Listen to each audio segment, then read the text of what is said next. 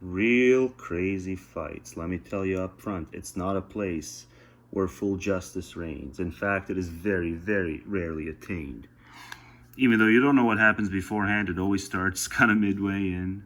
But yeah, let's just do one, because that's the kind of stuff I've been doing. I have to say I've been wrong about Twatter. You know, Twatter's not omni-bad, because you have the real crazy fights and stuff like that. Ow! Ow! Is that a chimp sound? That was a chimp sound. Why do they? You know, you almost can't complain if you make sounds like that. Like you almost can't complain. Why? Why? Why? Hang on, I'm missing the fight. I'm missing the fight. You can't complain.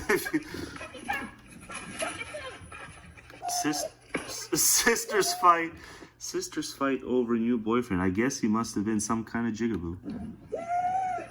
One hell of a Tyrone schlong. One hell of a... It's unbelievable. Follow real crazy fights for more I have been. videos like this. I have been, and I'll continue to do so. But hang on, let's go over to some different monsters now. Just to show, you know, the issues are the same everywhere. Listen up, these are Aussies. You know, the issues are just the same everywhere. It's the same script, it's interchangeable. The name of the country changes, but, you know, nothing else changes. For white Australia, not in the way that our ancestors have. Not in the way that our ancestors did. Well, ancestors did it right. A war for the spirit of this nation. Oh, it's a spirit. So you're just you're a bunch of emotionally exerted, but nonetheless well-composed people. Okay. The people that are destroying this country. Well, there's that word again, that demagogic, manipulative word. Right? Destroy. Why do you need hyperbole, right? Like, I'm sure you've got some valid individual points, so why the hyperbole? Are doing it out of greed and out of hatred for us, white Australians. We didn't come here to disrupt your day. We came here to stand side by side with you. Yeah, I didn't have him from the start. The reason why we've come to Corowa. We've heard that there is a plan by international finance. Oh yeah, there's that stuff too. There's that stuff too. Hotels. And to buy up some of the states around here. Oh, it's just the same everywhere. They've already begun firing locals from this town. Yeah. They're firing locals from their jobs. And they're importing cheap labor from the third world to replace them. Yeah, it's an ideology, right? The right to move capital amounts to the right to also move people. We can talk about it afterwards. Yeah, you gotta know, just the aesthetic is dooming you. Even if you've got a few legit points, the aesthetic is dooming you. Because it just looks like the thing from before. A really bad thing. So, like, why not just, you know, kind of disperse? You gotta grasp that you can only ever be wronged qua individual. If someone ever transgresses against you, is bigoted against you, it's not because of you being white in your innermost depth of depths. It's because they've assumed something about you on the basis of your skin color, and they've assumed the worst, and they've done so insufficiently.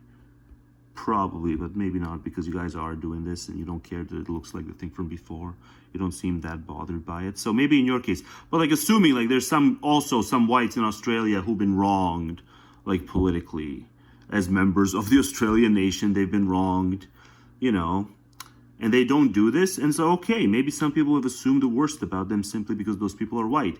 But the transgression is not, it's not something that should heighten the group identity, because the transgression is bigotry, but bigotry against you as an individual.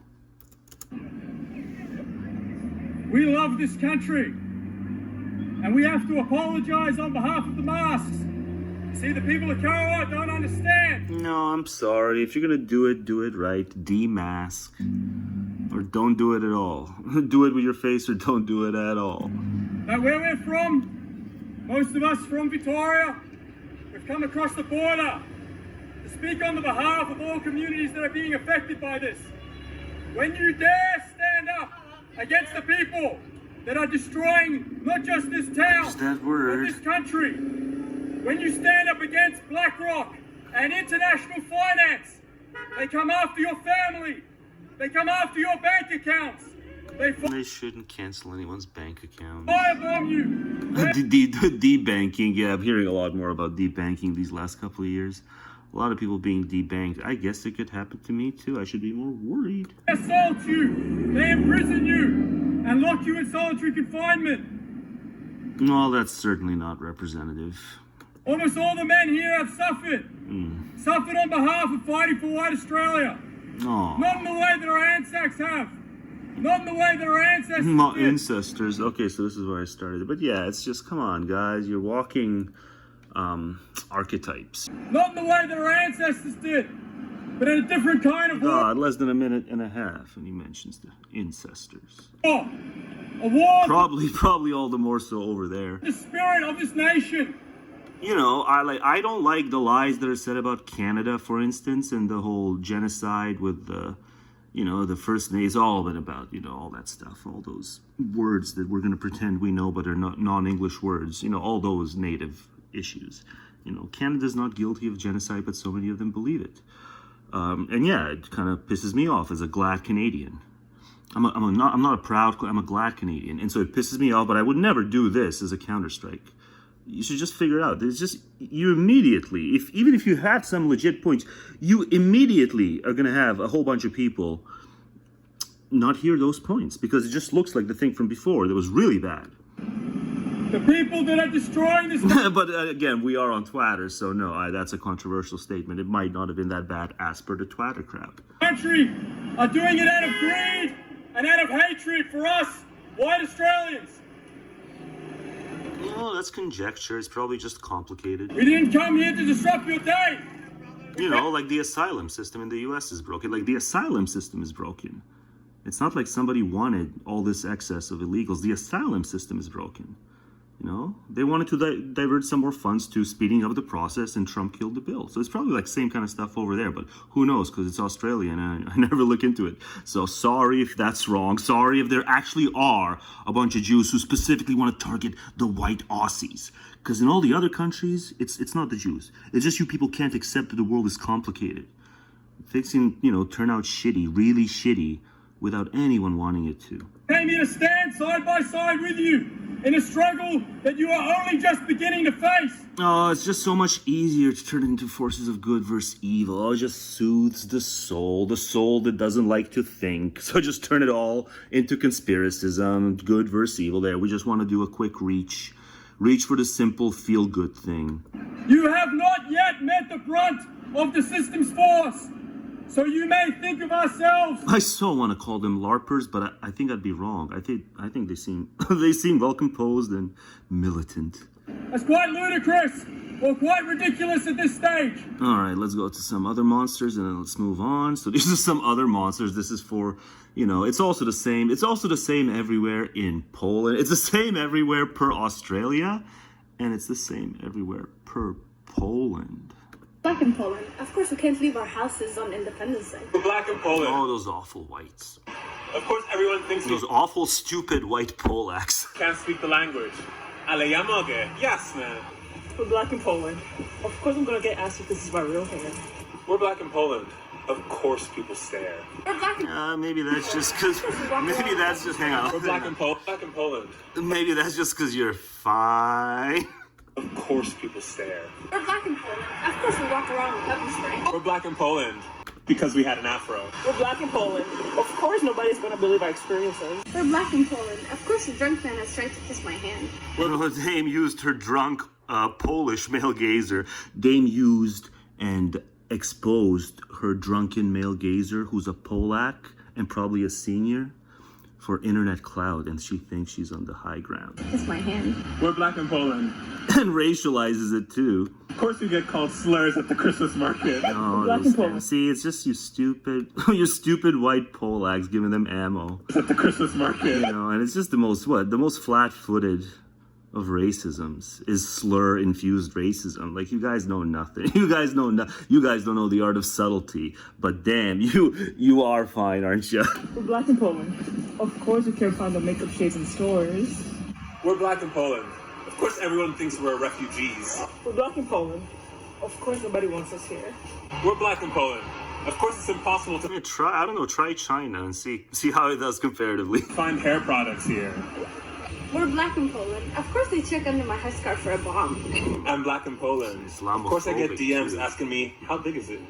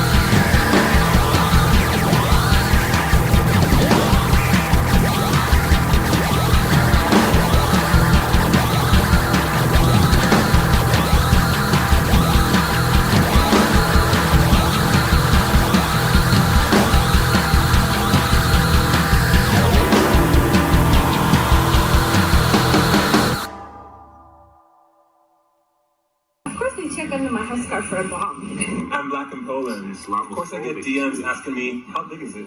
Yeah, you get those DMs. You get those DMs from what? Polak only corners of the internet? No, I think you've got it confused. You're on the internet, but you're on Twitter. You're on Twitter. That's your problem. It ain't nothing to do with the polls. Maybe the polls just ask you offline how big is it, but then I can't even account for that. Man, look at it go. Yeah, it's such a fitting thumb. It's the evergreen thumb. The thumb is for a video called Make the Facts Dance. It's hard to believe it's an 11-month-old video now. But even by that point, late last fall, I was going, yet more of this, and then just reuse it in a video after video after video because it works. Because every day you wake up and you see that it's yet more of this. It's them going, oh yeah? And then them going, yeah! And then it's just, and no one gets tired of it. So it's just the ultimate evergreen thumb. It's yet more of this. I was kind of shoddy on my red lettering here. Just really shoddy work, man. Come on, that's not straight and narrow. That's all kind of underwatery. So shoddy work by me. But hey, it was last year. I've gotten better. I should have made this smaller though, right? So I can include more of these guys. You can barely see most of them because of this. I should have made this smaller because there's just so many of them, right? There's just so many of them, and they're not demotivated, even though they've done a fantastic job taking out the leadership and, the other, upper echelon coordinators who, coordinate them and tell them where exactly to go and all that stuff. They've just taken out so much of that. So golf clap by me. It is appalling how many of the sympathizers are willing to even give a golf clap when they succeed, mostly in some of the mission, at least going after the leadership. But, they just insist on thinking that just kill the next coordinator and then the next coordinator and go further down the rank, down the chain. And these guys will take all their balaclavas or whatever off and they'll de-arm, and then we'll live happily ever after because we're just going to kill enough of the influential ones. And so these ones will be demotivated. But I'm not seeing much in the way of demotivation just because you've taken out the leadership. I'm not seeing it. I wish I could, but I'm not seeing it. So yeah, and they're still insisting on living in the part of the world where it's like a high concentration of these guys, but they're like insisting on not telling anyone to leave. Like, I understand you don't want to disband the nation, but as a safety precaution, it's on its way to being a regional war. It should already be called a regional war. And it's like, we insist not just for the state to not be disbanded, but we will never give anyone any advice on maybe moving to a part of the world where this has, there's less concentration of this. So yeah, that's a video called Make the Facts Dance. It's the ultimate kind of evergreen thumb. Every day you wake up. 11 months ago I was like, well, am I really doing this again? It's like, yeah, so just do yet more of this. But here we are, nearly a year later, and yet every day you wake up and it's yet more of this. It's, oh yeah, yeah, oh yeah, yeah. But some of you all, like, I get it. It's a very high collateral damage death toll. It's a very high one, so I get it. You guys are not going to be happy. But you can at least give them a fucking golf clap when they kill some of the worst ones. I'll give him more than a golf clap. But, you can say they're too callous with life. So, like, two things can be true, right? They're good at killing. And at the same time, they're killing some of the ambiguous figures, and it must be said clearly, they're killing some of the purely innocent, sons and daughters and the like, and old ladies and stuff. And not in every case simply because, there's tunnels, and the tunnels are poorly placed by hospitals and stuff. No, sometimes they're killing innocents simply because they want to do this shit faster. They feel like, we've waited too long. So a lot of things can be false and true that don't really give either side kind of a banger narrative.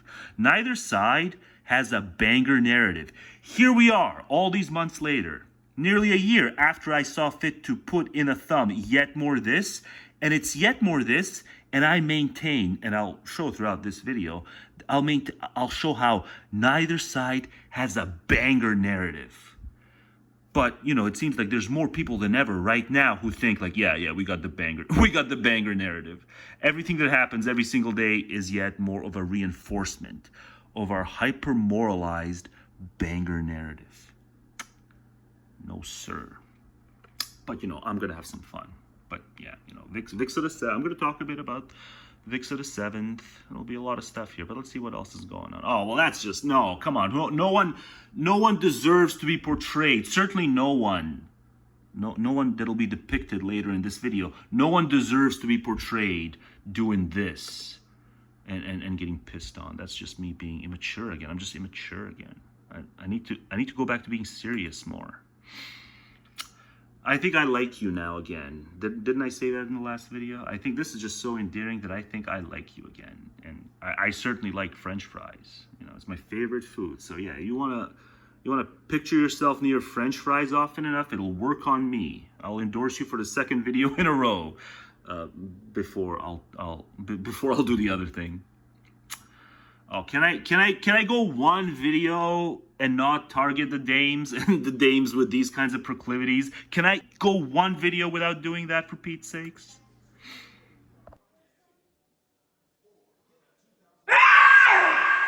They're not demotivated. No, they're not. Even though they've done a fantastic Who's job they? taking out the leaders. The Jews. And, you know, the other Jews. upper echelon coordinators who, you know, coordinate them. Yeah, now I'm not pointing to the Jews, but I keep saying they. So they've just taken out It just dawned on me that I'm just making sure that you freaking watch. You're not going to enjoy anywhere near as much unless you actually watch and follow which of the two heads my finger's pointing. You know, I guess I just have too much contempt for how they want to be called. That's what it was. You know, often it's when I'm recording that I can make sense of it.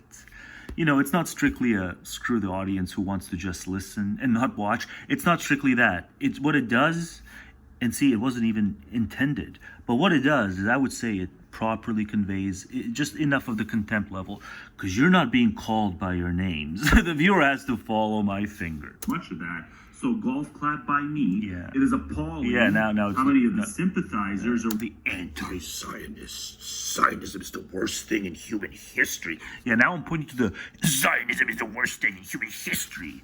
Morons. I'm pointing to the fucking the truer morons, the more zealous morons, right? We can talk all day about moral culpability at the national level if you want to reify the nation. Okay, you know, if you want to reify the nation, we can talk about moral culpability, or just the individuals in the two camps. The aggregative individual moral culpability and moral score, you know, absolute levels of bigotry. We can talk about all these things, and then, you know, structural failures on each side, which are ultimately also just human failures. Let's not kid ourselves. Oh, structural failure. You know, there's no culprits. There's no individual culprits when it's structural failure. No. Structural failure is just a roundabout way of talking about human failure, you fucking Nimrod. It's not... Structural failure is not prior to human failure. You stupid fucking morons in academia and stuff. But that... Anyway, so it's like, yeah, I'm gonna properly signal my levels of contempt for both the fucking groups by just making it so that, like, unless you follow where my finger is, you're not gonna know who I'm talking about. So they don't deserve to have their names used, or even, you know, the slurs against them used, because even the slur kind of conveys you know, hot-headed involvement in the matter. So don't use any slurs ever. Slurs are for the low-minded. What did I say? It's a flat-footed kind of racism that has no imagination. You know, it has no charm. It's a charmless kind of racism. It's the kind of slur-infused racism. Don't use any slurs against them. Just kind of if you talk about them, just do what I do. Is it frozen? It got frozen. I paused it too many times. Anyway, golf clap. But yeah, it's two heads, and, you know, that's the kind of what I was getting to. It's levels of fanaticism. You can say they're too callous. You can't say they're more fanatical in the aggregate than they are. Even their Western spokespeoples have picked up on the fanaticism. I guess it's just it's not even in the nature of the cause. It just attracts a fanatical kind of human being and a fanatical kind of psychology and a higher degree of ideological zealotry. It's what hangs you. It's your own fucking quicksand of zealotry that hangs you. But they are good at killing. But, you know, all their flaws, the callousness, the groupiness, it's not clear that Israel is fighting for its existence in this war. It's not clear that it's fighting for its existence by, you know, taking it further in Lebanon. You can say it had to respond. You can say it had to do something. You can say it had to do something. With all the rockets, October 7th, the VIX to the 7th, you can say Israel had a right to do something. But, you know, when it gets stagnant, at some point you have to stop saying we're fighting for our very existence.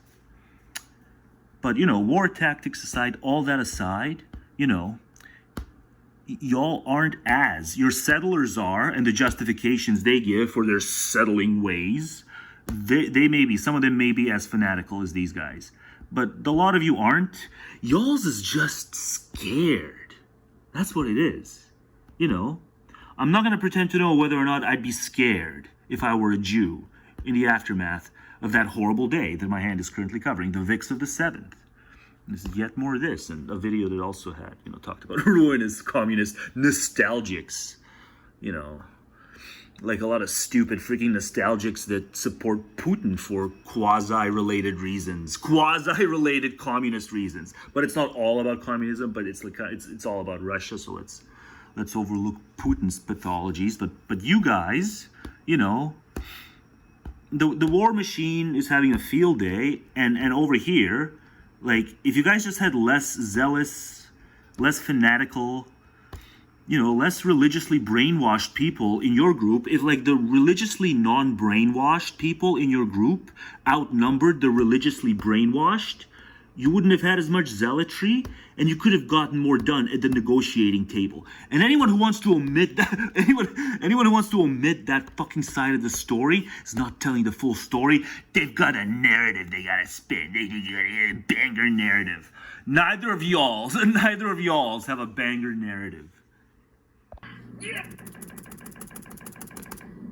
Oh yeah. Yeah. Oh yeah.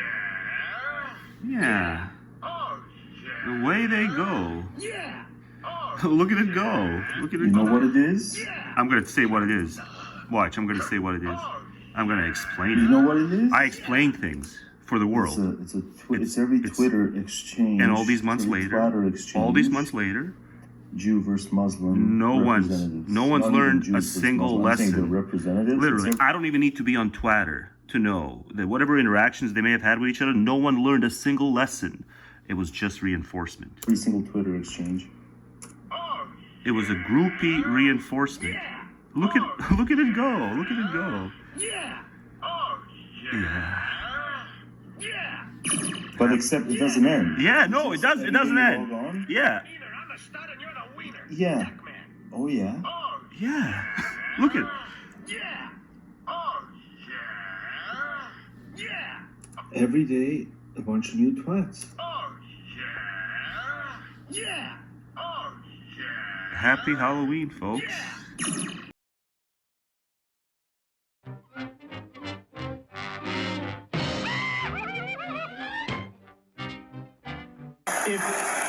If like maybe you I'm mean to Murray, but the fact is, Murray makes one of the most important claims most frequently, so let's just do Murray. once sent a tweet condemning that, it doesn't give you quite enough smoke cover. You know, if you protested not a bit, didn't set up a tent when Bashar al-Assad was killing 6 times the number of people in a decade that Israel and all of its enemies have lost in 75 years of war, you are an anti-Semite.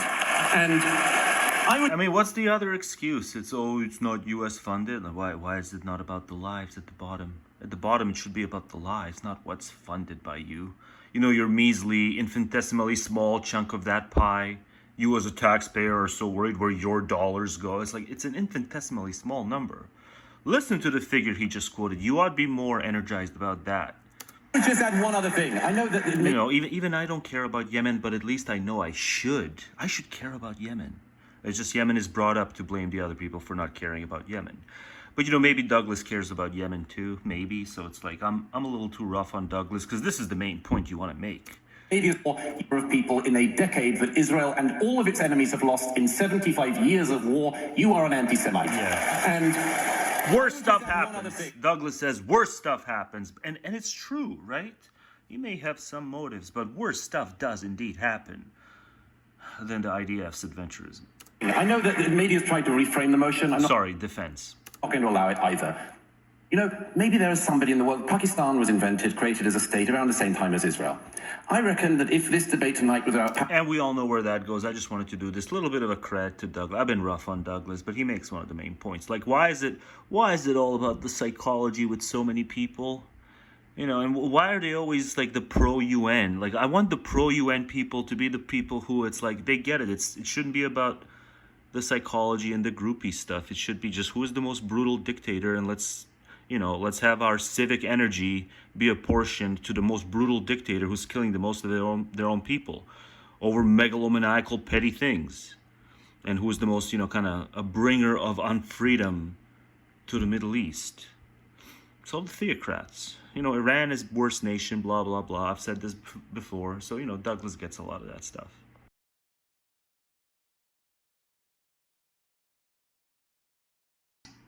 With Douglas Murray, Michael, it's not just somebody who I politically disagree with. I've never heard in more than, 10, 12, maybe even 15 years of seeing this guy in circulation, certainly more than a decade, I've never heard him say a nice thing about anyone. He's one of the most nasty, spiteful, sadistic people. Why assume that people deserve... Oh, nice work, me. Nice work, me. Why assume that there's people who you ought to say nice things about? Right? Read counsels and maxims. People become spoiled if you say nice things about them. In the public sphere in this country. Sadistic. I don't use... Not saying Douglas doesn't, but, I do think Douglas says nice things about people. It's just always laced in, this partisan stuff. That word lightly. I've never heard him say a nice thing about anyone. He's nasty, horrible. It just oozes from him, this sense of just misanthropy. Misanthropy. I can see I wish. no redeeming qualities in the man. And I say that as a Christian. No, he says nice things all the time. It's just always got to walk this. He's got to straddle a certain kind, not even partisan, but a hyper-partisan lens. Where it's like, I wish it was misanthropic.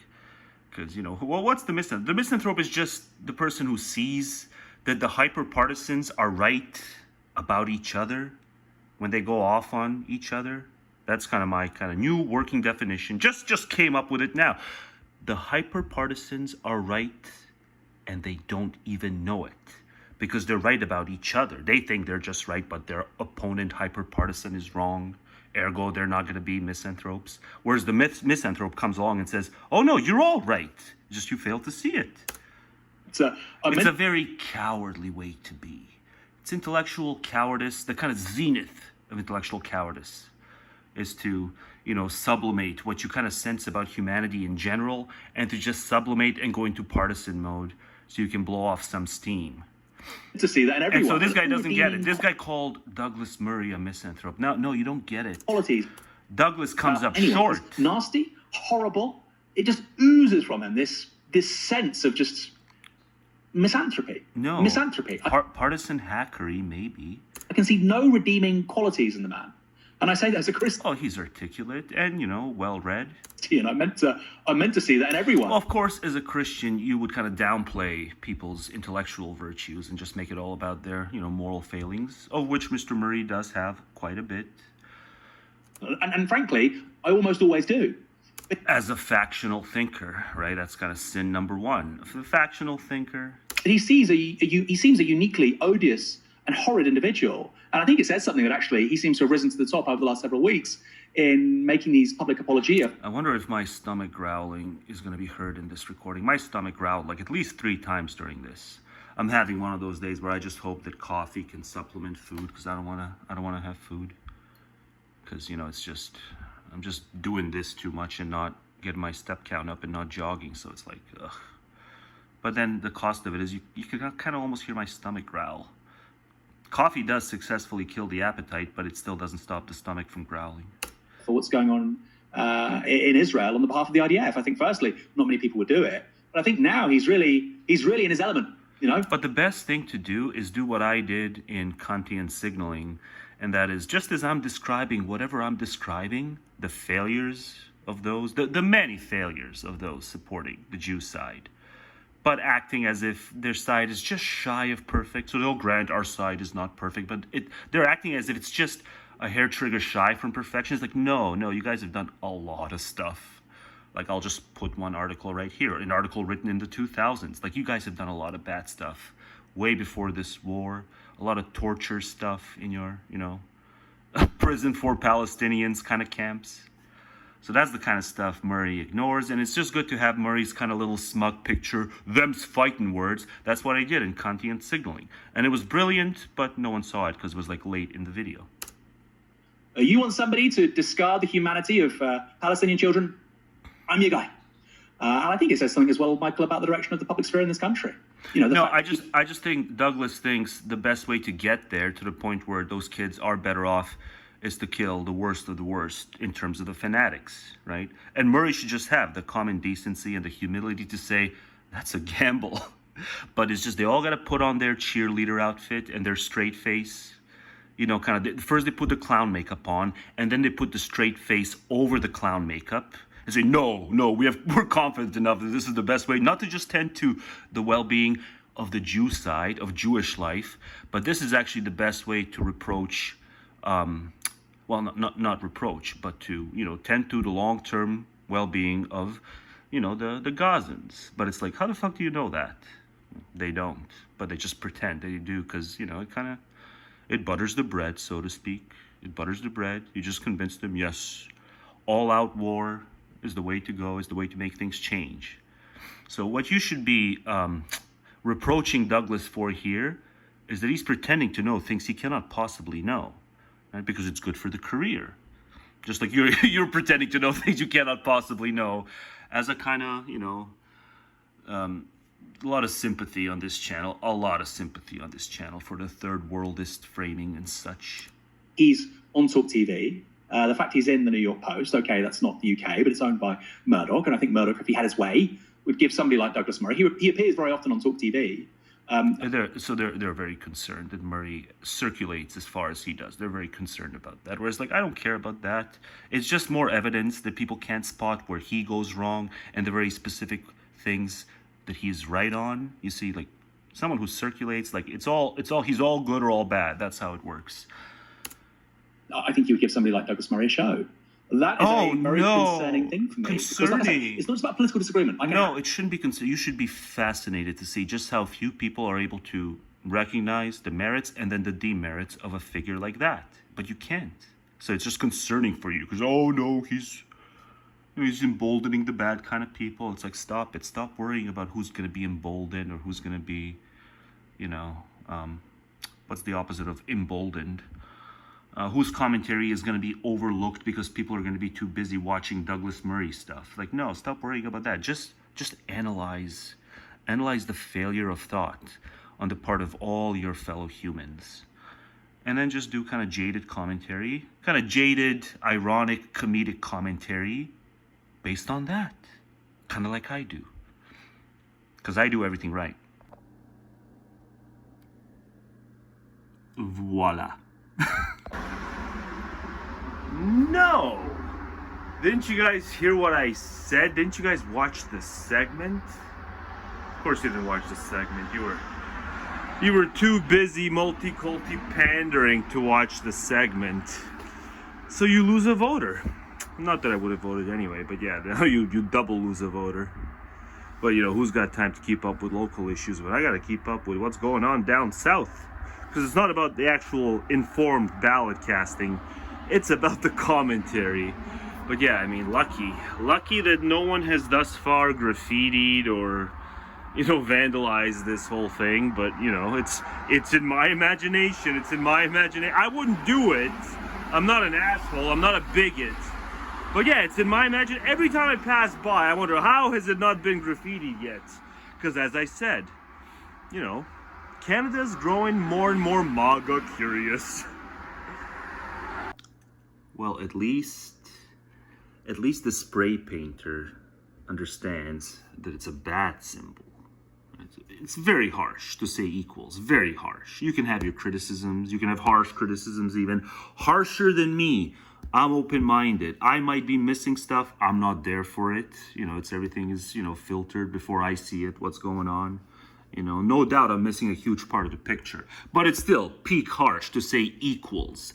But, nevertheless, You know, the spray painter at least understands that it's a bad symbol. You know, whereas like we all should have lowered expectations now to the point where we're slightly pleasantly surprised when it's used as a bad symbol. Or I just spend too much time on Twitter, and as a result, I have these low expectations to the point where I'm always looking at silver lining. I'm always looking at silver linings behind, you know, diversity being our strength. You know, this happens at the rates it happens in because people really do believe to this day that diversity is indeed our strength. So I will return, but you know what? I just want to kind of jump into the Schop chapter. There's a monstrous Schop chapter, and I want to kind of do a front loading of it before I return to this stuff because a lot of stuff is monstrous, but the Schop chapter is especially monstrous, and then we'll return to all these hijinks. The chapter on Heredity, one of my least favorite chapters. It's where he says, it's when I go off on the how, you know, I ain't my father, damn it, Schop, it's your fault that I ain't my father. Because Schop says you're your father, in the sense of the character. The Heredity chapter says your intellect, the inessential part of you, the adventitious, is your mother. The essential and the radical is imparted by the father. So your will is father, your intellect is mother. And I'm like, no. Catalyst. It's my least favorite. Now, whether chapter. this also holds least favorite good of mental, subjective, internal qualities, so that these also are transmitted by the parents to the children, is a question which has already often been raised. And he should have been so much more cautious. He's going to say almost always answered in the affirmative. He should have been so much more cautious here. Thinking ahead, like, will the future modern science contradict me? Almost always answered in the affirmative. Whether the mental, Locke is wrong, essentially, is what he said here. Locke is wrong. Difficult, however, is the problem whether it is possible. Blank slatists in general are wrong. To distinguish what belongs to the father and what to the mother. Thus, what is the mental inheritance which we receive from each of our parents? This seems like risque territory, even for his time, but he's just so like, oh yeah, it's obvious. If now we cast upon this problem the light of our fundamental knowledge that the will is the true being, the kernel, the radical element in man, and the intellect, on the other hand, is what is secondary, adventitious, the accident of that substance, before questioning also, it's about to get really sexist. Experience, we will assume it as at least probable that the father, as sexus potior and the procreative principle, imparts the basis, the radical element of the new life. Yeah, it gets even more sexist. Thus the will. And the mother, as sexus sequior and merely conceiving principle, imparts the secondary element, the intellect. Yeah, so that's probably the highlight of the sexist part. I kind of do feel bad about the sexist parts. It's just I have to be recording in real time to realize that, the sexist parts are also bad. I just have to be in presenter mode to kind of be bothered by the sexist part. He's echoing, the second sex, the runner-up. The runner-up gender, it's the dames. They came in close, though. They came in ahead of all the other species, the subhuman species. So dames came in close, but they came in second. But then it's sexist, so don't say it. But, also just bitch about the chapter for other reasons. Because he says, I'm like Pops. And I ain't like Pops, Schop. That thus the man inherits his moral nature, his character, his inclinations, his heart from his father. But I ain't like Pops. In fact, everything that, is advantageous to him is disadvantageous to me and vice versa. Just in life, what kind of stuff you sign up for, what you're good and sucky at. It couldn't be in as many domains, polar opposites, in terms of tastes, preferences. What the fuck are you talking about, Schop? And Ma's a dullard intellectually. And on the other hand, the grade, quality, and tendency of his intelligence from the mother. Ooh! Now this assumption actually finds its confirmation in experience. Only this cannot be decided by a physical experiment upon the table, but results partly from the careful and acute observation of many years, and partly from history. Oh, Schop, you should have known better. One's own experience has the advantage of complete certainty and the greatest speciality, and this outweighs the disadvantage that arises from... Or am I just too upset to be taking it seriously because of what the implications are for my life? Am I doing a cognitive escape hatch here? Does anyone take this seriously? You inherit your character from your dad, your intelligence from your mom. Does anyone take this? I don't think I've ever seen anyone echo this. Was this a thing? It was all his doing. that its sphere is limited and its examples not generally known. Therefore, primarily, I refer everyone to his own experience. Yeah, thank you. First of all, let him Debunked. consider himself, confess to himself his inclinations and passions, his characteristic errors and weaknesses, his vices, and also his excellences and virtues. If he Pa likes to fix things and can't think abstractly, impartially, analytically. He's the Vulk personified, and I'm the opposite. has any, then let him And Ma's just dull and getting duller over time. think of his father, and he cannot fail to recognize all these characteristic traits in him also. On the other hand, he will often find his mother of an entirely different character, and a moral agreement with her will very seldom occur. Indeed, But you guys can play along too. If it confirms your experience, great. My experience disconfirms this from A to Z. only through the exceptional accident of a similarity of the character of the two parents. God, but there's the other chapter. It's just brilliantly written. The prose is brilliant. It's the metaphysics of sexual love. But it's so sexist. But that's where he brings up Cupid. But it's so sexist. But, if I just point out that, I disconfirm certain things here, and I can disconfirm the sexist part, but still read it out, it's got such good prose, and he brings up how Cupid was the ill-reputed god, but yet nonetheless, god of all men and kings. So he The talks second about... limitation is that in the son, the moral He talks about limitations, and so he's, he is cautious here. Hang on, let me give the devil his due. But let's not go back too far. 36. hand is not sufficient to do so, for there is an after effect of earlier impregnation by virtue of which the children of the second marriage have sometimes still a slight resemblance to the first. All this hair splitting based on first or second marriage and then how it comports to heritability. Husband and children begotten in adultery to the legitimate father. Give him Special tendency to lie, which belongs to many men, equally present in two brothers, because they have inherited it from the father. On this account also the comedy The Liar and His Son is psychologically correct. Can't recommend it enough. However, two, even though I've not read it / seen it, inevitable limitations must here be borne in mind, which only open injustice could interpret as evasions. First, pater semper incertus. Only a decided physical resemblance to the father removes this limitation. A superficial resemblance, on the other hand, is not sufficient to do so, for there is an after effect of earlier impregnation by virtue of which the children of the second marriage have sometimes still a slight resemblance to the first husband, and children begotten in adultery to the legitimate father. Such an after effect has been still more distinctly observed in the case of brutes. The second limitation... I'd love to see if there's any contemporary work on this, because this doesn't seem preposterous from the get-go. It's just like, what have they actually found in terms of what they can find today? Is that I can't even paraphrase. In the son, the moral character of the father certainly appears, yet under the modification which it has received through another and often very different intellect, the inheritance from the mother, and thus a correction of the observation becomes necessary. This modification may be important or trifling in proportion to that difference. Oh, wow. Oh, shit. There's a hell of a lot of difference. Yeah, he gets into the weeds. When he gets into the weeds, it's more credible. The reasoning chain behind why, and then these limitations he sets up. Oh. But it can never be so great that the fundamental traits of the paternal character do not always appear under it recognizably enough, like a man who has disguised himself by an entirely different kind of dress, wig, and beard. For example, if by inheritance from the mother a man is preeminently endowed with reason, thus with the power of reflection and deliberation, the passions inherited from his father are partly bridled by this, partly concealed, and accordingly only attain to a methodical, systematic, or secret manifestation, and thus a very different phenomenon from that of the father, who perhaps had only a very limited mind, will then result.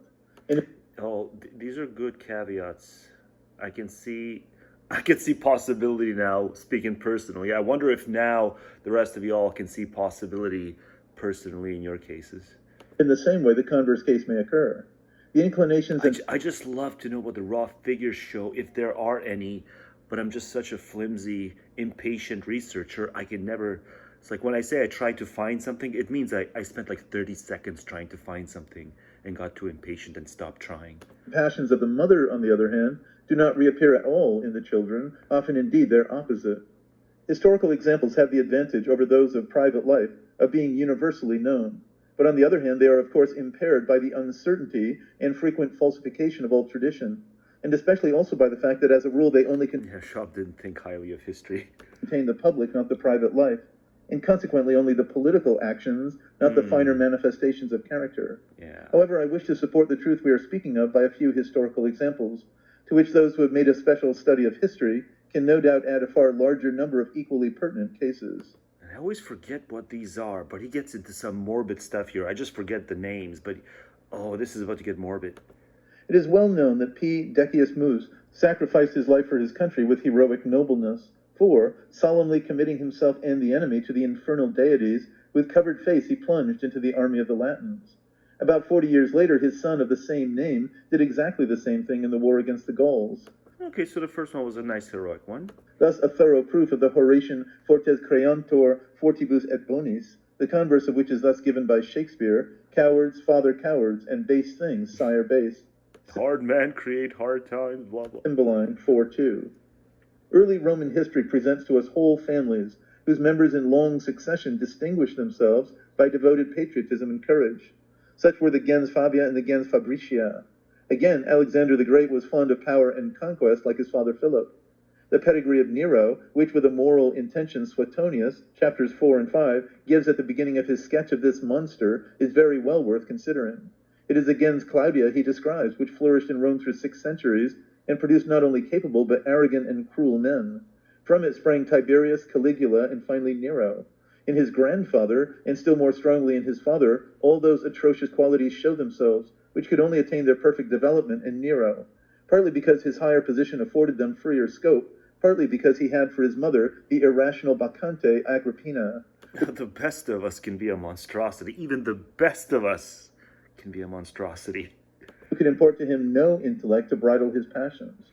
Quite in our sense, therefore, Suetonius relates that at his birth, praesagia fuit etiam domitii, patris vox intergratulationes amicorum negantis, quidquam exe et Agrippina nisi these men weren't raised on Dumbo and Bambi. Detestabile et malo publico nasci potu. These men were raised on fire and sword. On the other hand, Timon was the son of Miltiades and Hannibal of Hamilcar. Oh, and the Scipios make up a whole family of heroes and noble defenders of their country. But the and I'm sure in no way aggressors, right, Schop? Son of Pope Alexander VI was his hideous image, Caesar Borgia. The son of the notorious Duke of Alba was just as cruel and wicked a man as his father. The malicious and unjust Philip IV of France, who was specially known by his cruel torture and execution of the Knights Templars, had for his daughter Isabella, wife of Edward II of England, who rebelled against her husband, took him prisoner, and after he had signed his abdication, since the attempt to kill him by ill usage was unsuccessful, caused him to be put to death in prison in a manner which is too horrible for me to care to relate. The bloodthirsty tyrant and defensor fidei, Henry VIII of England, had a daughter by his first marriage, Queen Mary, equally distinguished for bigotry and cruelty, who from her numerous burnings of heretics has won the name of Bloody Mary. His daughter by his second marriage, Elizabeth, oh God, you gotta know what the outgoing static thing is gonna be on this one, received an excellent understanding from her mother, Anne Boleyn, which prevented bigotry and curbed the parental I finally have reason to do it again. Character in her, yet did not do away with it, so that it still always shone through on occasions and distinctly appeared. I should go back to using Randy a lot. In her cruel treatment of Mary of Scotland. Fan Gayuns tells a story after Marcus Donatus of a Scotch girl whose father had been burnt as a highway robber and a cannibal when she was only 1 year old. Although she was brought up among quite different people, there developed in her the same craving for human flesh, and being caught in the act of satisfying it, she was buried alive. In the Freimütigen of the 13th July 1820. It goes on.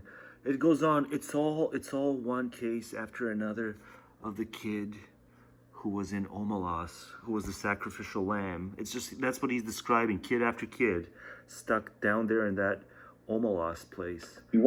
We read that in the department of Albert, to feed others. The police pursued a girl because she had murdered 2 children. And if you love life, you're essentially saying, nourish my pet, nourish and feed my pet.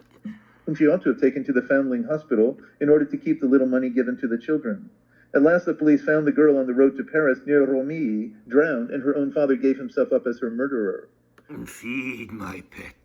Finally, let me mention... Right? Why would Nietzsche say that's bad? Nietzsche has to say, well, that that man leaned into life. A couple of cases which have occurred recently and have therefore only the newspapers as their vouchers. In October 1836, Count Bellet... Man, look at it go. Look at it go. Okay, so the segment has to be Israel as Dexter. It's self-explanatory. Dexter, if you watch the show, if not, too bad. But if you watch the show, I'm going to talk about it. You don't need to know much about it apart from the fact that he's the serial killer who sets his sights on other serial killers. And then at some point along the way, he actually kills an innocent person, even though he's been doing this since his mid-teens. But at some point in the show, when he's like in his 30s, he finally makes a mistake. There's a bit of bad Dexter info. He's not the info genius anymore. So he gets a little bad info and he acts and he kills the wrong person he thought was guilty. And then it's a big crisis. But the reason this segment is titled Israel as Dexter is because, as is the case in some of these kinds of shows that are about serial killers, some of the cops know, and some of those cops who know look the other way because they believe that, yes, this has to be an extra legal, extra morally extracurricular activity that some folk in law enforcement know about, but look the other way. As Dex's poor sister Deb had to. She had to look the other way by the time she found out. And so some of the cops, in terms of Israel being this serial killer that sets its sights on other serial killers, some of the IR cops, international relations, and, you know, all these bodies, these post-World War II bodies, you know, designed to prevent war crimes. You know, they can't quite be the final word on this, just as some of those cops would say, no, we fail too often at this. We got to let this serial killer go loose. Insofar as, you know, 9 times out of 10, they'll get the right guy. But the problem with Israel is Israel doesn't get it right 9 times out of 10. But some IR cops still say, let's look the other way. And so, yes, this is the only kind of saving grace as a narrative. You just gotta go full-blown illiberal. Kind of liberal theory is actually wrong, and sometimes law and order is not the law of the jungle. Sometimes law and order can be subverted, as we did back in the day. If Israel is to be assigned the role of Dexter, kind of Middle East Dexter, supranational Dexter. Man. That more must be done to combat anti-Semitism. In your community, essentially. I mean, you're doing, what is the takeaway? It's that, you know, 95% of the time, just say positive things about the Jewish/Israeli. It's a bright line between good and evil for Sammy. Now, that's what I said, but what do I think? Well, I think it's a bit clear what I think. I think that, you know, it's just, there's a lot of heinousness. But yes, the, you know, Palestinian Qazi people have more in terms of heinousness. They got some on the Jew side, but the point is there's enough heinousness. There's just enough grotesqueness as well. Forget about the groupie stuff now. Now we're going to get to some of these domestic practices. Sam is very fixated on who's more immoral on the battlefield. And yeah, okay, Jews don't use their children as human shields. But what about some domestic practices? Like, why am I not so eager to do away with his false equivalence as he is? Like, here I allude, it's just because it's his ethnic identity that he feels involved in, but he can't put it, he can't admit that to himself. That's a part of it. But also, if you look at the domestic practices, which I will not describe here, certain domestic practices within Israel, you know, peacetime places, nothing to do with how they fight.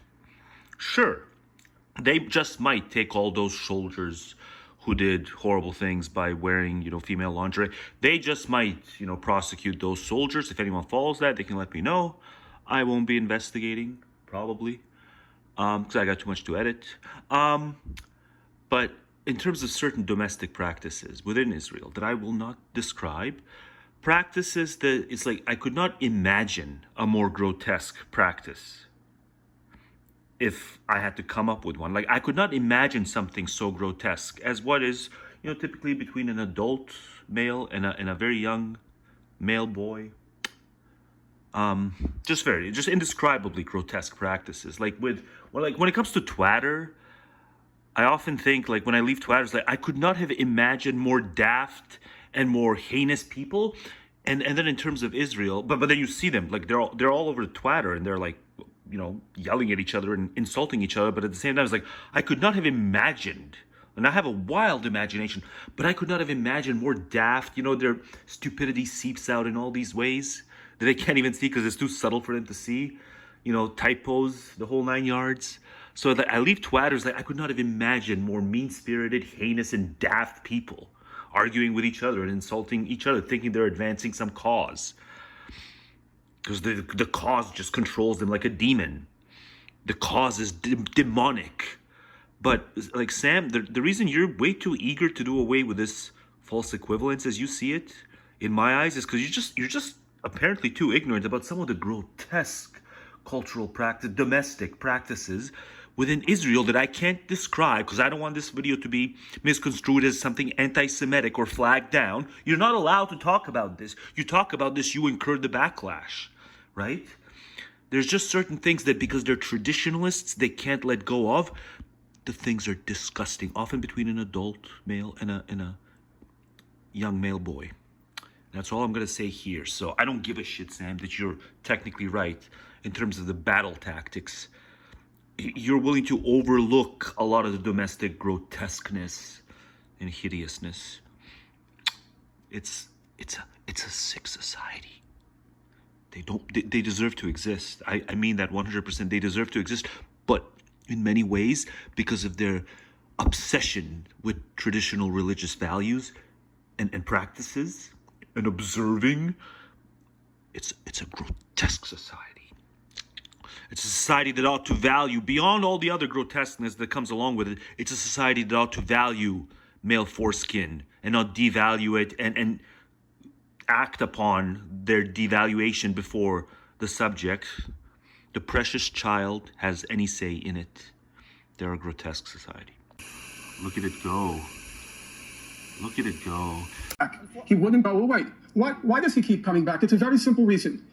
Netanyahu is an obnoxious, narcissistic Jewish supremacist. Let me repeat that. An obnoxious, narcissistic Jewish supremacist. And in that respect, he's the perfect mirror of Israeli society. When they see Netanyahu, they see themselves, and that's why they vote for him. Oh man, guy goes hard. Guy goes hard against Jewish society. And of course talks about how, well, he reads a lot, so you can't question it, because he reads a lot about Jewish society. Spent endless decades reading about Jewish society, but man, that was rough. Supremacists. And in that respect, let me repeat that, an obnoxious, narcissistic Jewish supremacist. Oh man. And in that respect, he's the perfect mirror of Israeli society. Man. When they see Netanyahu, they see themselves, and that's why they vote for him.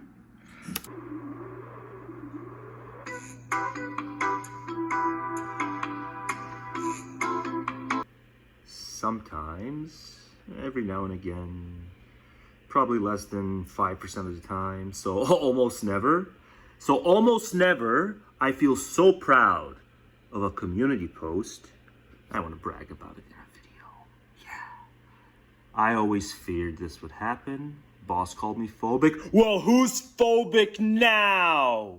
Who's phobic now? Oh, what? Fuck you. You want to nitpick? It's not an apocalypse. Fuck you. It's an apocalypse. Fuck you. We're still going to work. Fuck you. Fuck you. Fuck you. We shouldn't have.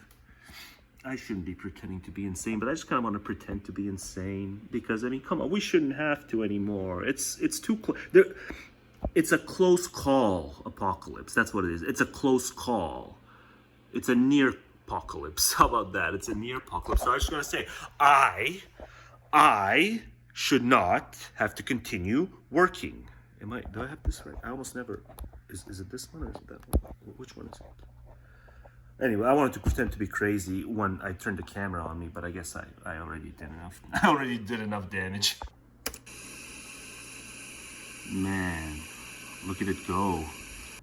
You know, Ezra, as often happens, Ezra is doing everything he can, you know. And I was antagonistic in the last video. I'm not here to be antagonistic to Ezra. I should never be. I should never be antagonistic to poor Ezra. I'm sorry, Ezra. I'm sorry I was ever antagonistic. Ezra, you're quadruple time. Ezra, you're putting in the effort. But the thing is, and okay, no jokes. I'm going to be serious now. He is the most commendable person in all of media. You know, he's clearly He's clearly more than worried. But he has at no point lashed out at Trump voters. I think that truly has to be commended. At no point has he lashed out, even though he's pulling his hair out, he's trying to convey. And, you know, we should all listen to this second half of this especially. The second half of this is strong. You know, for the unprejudiced mind, the second half of this is pretty strong. It's, you know, yes men, most obsequious administration in history. It's going to be the most obsequious administration in history, and he's increasingly senile. And he wasn't much to start with, folks. So, you know, listen to this one. But yeah, Ezra, I just want to praise Ezra. You know, it's clearly eating him alive. You know how close this is. It's the 26th. Tick tock. It's the 26th. Just want to kind of throw in. It's eating him alive, but he has never lashed out at Trump voters. And, you know, many others, you know, many of his cohorts have, and then some. And, you know, I just think if they could just hear Ezra and just kind of suspend the culty vibes for a few seconds. If you guys can just hear Ezra and suspend the culty vibes, because it's all vibes and we all know it. Just listen to Ezra, the second half of this. It's going to be, you know, peak obsequious yes men administration. It's going to be awful. So don't do it. Don't do it, you folk in Michigan, Pennsylvania, blah, blah, blah. You know, you folk are what matters. You know, I'm saying crazy people on Twitter going on. It's like, you know, Kamala's going to lock Florida. Kamala's got Florida in the bag. Coconut's got Florida in the bag. I don't know. You just find everything. You just find, you know, credible seeming links to just any kind of absurdity. But yeah, credit goes to Ezra because he never lashes out at people he must think poorly of. he must think poorly of the, you know, what is it, 48% deadlock still. Ezra must think very, very poorly of the 48% MAGAs. But you know, you'll never hear him saying it. Whereas like I'll say all sorts of things. I'll do it with pleasure. Well, let me just say, if anybody believes that America is a garbage can that's voting this election, they're just stupid. They just don't know the facts. I don't mean to bore people. They might want to take a trip. I don't want to bore. Yeah, they may want to move somewhere else. If they... Yeah, once every few months, I go back to a clip or just a full thing from Morning Joe. It's Morning Joe, right? And so once every few months, and the indignation is always the same. The indignation is always the same. And for once, I'm feeling the indignation too. They think it's such a hellhole. I don't want to bore people, but let me just say it again. I got Richard Oz here. Richard, you know, if anything I hear say is incorrect, you let me know. But let me say it again. America's military. An old man in the suit, so you know that you're going to get the facts. Relative to the rest of the world, more powerful than at any time since World War II. America's economic might, relative to the rest of the world, more powerful than any time since World War II. America's technological might. Old man in suit will back it up because he's old and snappy. Relative to the rest of the world, more powerful than any time since World War II. America's military, by the way, the good reverends in the house, so powerful that most organizations. I don't know if the good reverend is going to be all that happy about the facts you're spewing now. That rank the power of military. I think the good reverend. More powerful than any time since World War II. Might want to be more of an internationalist and balance that power.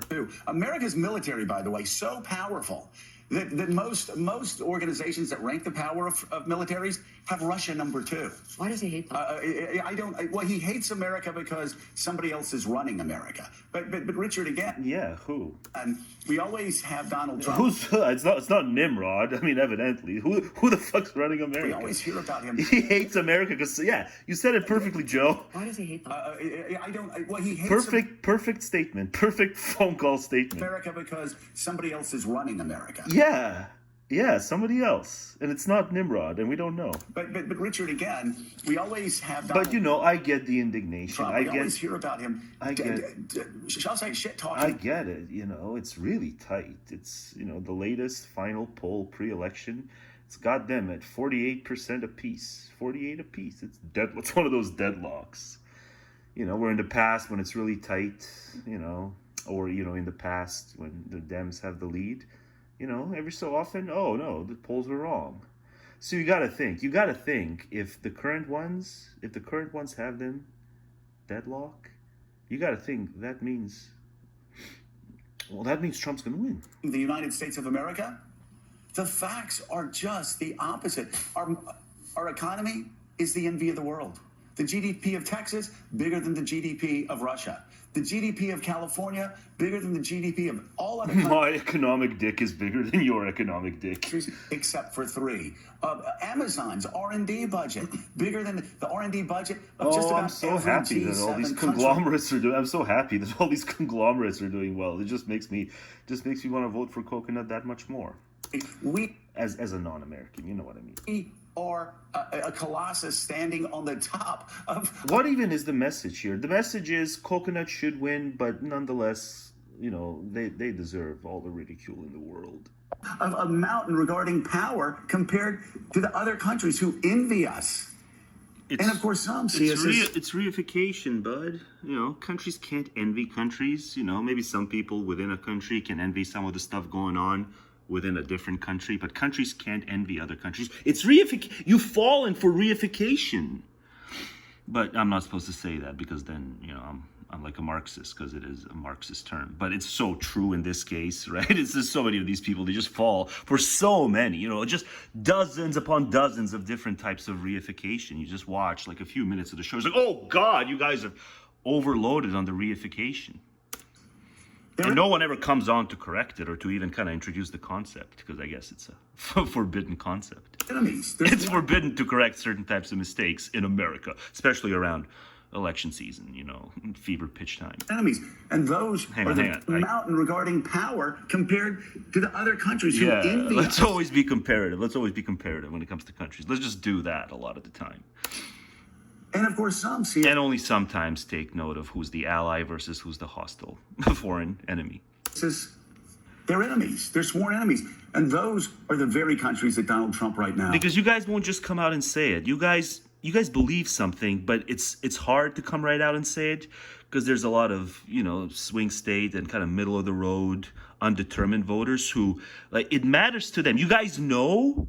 And the rest of the panelists here, you all know that it matters to them that America be number one. They don't even have to be lifelong GOP. There's just a kind of mentality in the U.S. that it's kind of USA number one. And so you guys are probably potty trained enough to know that if an ally country is number one at something, if they excel the U.S., that's not a cause for alarm. But you guys can't be honest about that because you're employed to cater to those, you know, Volky kinds of unaffiliated voters who you need, because it always comes down to these few battleground states. You need those.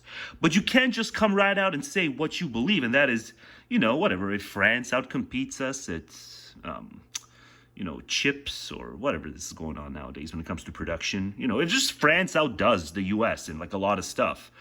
You know, France is an ally, so it doesn't matter. But if China does it, then it may matter more. But you guys can't even say that because everyone has to pretend that it's all competition, all zero sum, all the time between nations. Because you got to court those stupid voters. Because it's all about those stupid voters. You know, it's kind of the pathology of democracy. Democracy probably is good, better than any other system because of all those safeguards. You know, proceduralist safeguards and stuff like that. The checks and balances, and it's important to have a constitution, and all that stuff is true. But, you know, there's a kind of electoral culture that takes hold of the nation's intellectual culture. That's kind of my criticism of democracy. And that electoral culture is just a race to the bottom. It's just win over the mouth-breathy, uncommitted, usually in these swing states, voters who are all about the symbolism and all about kind of feeling good about themselves as individuals when they're convinced that the country they happen to have been born into is the number one country. That's why they need USA to be number one. And so, like, it matters even if an ally does better than you know, because you got to be number one. You know, there's no relative advantage. It's all about that sum zero stuff. Is praising. So, like, to be a part of the media in any such environment, that's the problem. The actual problem with democracy is it creates that electoral culture, and it gets really bad once every few years. And the electoral culture is it makes you forget that you're all competing for a bunch of mouth-breathy retards, the affection and the votes of a bunch of mouth-breathy retards, few thousand, maybe a few tens of thousands. But it's just not healthy for, you know, insofar as it kind of also presents itself as being of that intellectual culture as well. The intellectual culture is lost to the electoral culture. And the leaders who he's praising. And then there's also a lot of reification, as I said. Look, we have real challenges in this country. Oh, the old man's gonna talk. Awesome. Of course, knows, but he's more than a prop. I guess he's gonna talk too. I wouldn't trade our hand for anyone else's. I mean, ironically enough, what's one of the most controversial? Really, you think they've got it really bad in Iceland right now? You think the average Icelander is living more anxiously than the average Yank? No. If I had to choose, I'd probably go to Iceland. Issues in this country is immigration. People want to come to this country. Right. People are lining up around the world at American consulates. Why? Because they want to go to America's universities. That's a problem. That's not, a feature. It's a bug. It's still the world. Even the legal stuff, right? There's all this talk about how to handle the illegal thing. It's not a matter of there being a border. It's the asylum process that's broken when it comes to illegal stuff. But, all the people who are saying there's too many legal ones coming in, that's true as well. So this is not good facts. This is bad facts. You guys got to suck a little more and have less people want to come. Have more people go to like Russia or something. Best. So on and on and on. You mentioned the military, the economy, technology, or innovation. Maybe I'll sell this place and go to Russia because I got 6% interest rates. Maybe interest rates are lower in Russia. Maybe I can sell this and do better in Russia. Base is second to none. So, but not to imply Canada is America. I'm just saying Canada's got some insane interest rates, and it's not good. It's not good for me. It's not good for me. Certainly not good for me trying to do more of these videos. It's like not if I have to keep working. You look at the Chinas, the Russians, and the rest. Their internal challenges are incomparably greater than what we face, whether it's demographic, economic, political, you name it. On Geridardis, I don't know. I mean, maybe demographic in Russia, they've got some demography panic, but at the same time, they just introduced, or they're trying to introduce a law that bans all non-natal, right? Non-natalist. If you're a non-natalist, not even if you're a non-natalist in Russia, you better not be outspoken about it, or the Kremlin's gonna get you. Willie said something that was so moving a few weeks ago. He said, "Gonna get you, Kremlin." Like Kathleen Kennedy's gonna get Cartman. Yeah, the Kremlin. If you're in Russia and you want to be a non-natalist and be outspoken about it, the Kremlin's gonna get you.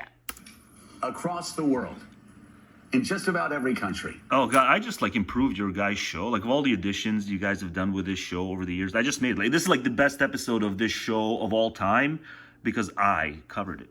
You can go look for the U.S. consulate, and there will be lines around the block of people who want to come to America. No, that's why they're deadlocked. That's why it's 48 because there's a lot of people who they just don't want. They just don't want a lot of newcomers to their country. And, they don't believe that Coconut and Nimrod, when they say, we're going to be tough on the border, they don't believe them. So they're not going to vote for Coconut. Because they don't believe when Coconut says we need less illegals. And Coconut won't even say we need less legals. But the truth is, America needs less legals, too. JFK said about this country. So you guys just don't get it. We Americans, we may have our challenges, but we're always glorious despite the challenges. Never had to put up a wall to keep our people in. It's what? No, Trump's not going to deny exit rights. And speaking of walls, people are going to be looking at those walls at Yankee Stadium, Willie, that are about 225 yards from home plate, or feet from home. What's going on? Plate. Willie, what are you expecting tonight? And please introduce our guests while you're out there. Oh, she's being passive aggressive to him. Yeah, she's being passive aggressive. I guess it ended just like that. Wow. It ended just like that. Oh, God, this was so great after the November 2016 one. I can't play it because it'll be definitely copy strike because it's SNL. But, yeah, they're going to do another one where Kate Middleton, was it, pretended to be Hillary? They're going to have to get a different one to pretend to be Coconut this time. But, God, this was so great. Watch this. I can't play it, but watch this. Election week cold open, SNL. Because Cohen died that same week, right? When Trump won, Leonard Cohen died, and she sang Hallelujah. And it truly was brilliant. I hope SNL can do something as brilliant when Fraudster wins this time. God, these are all old.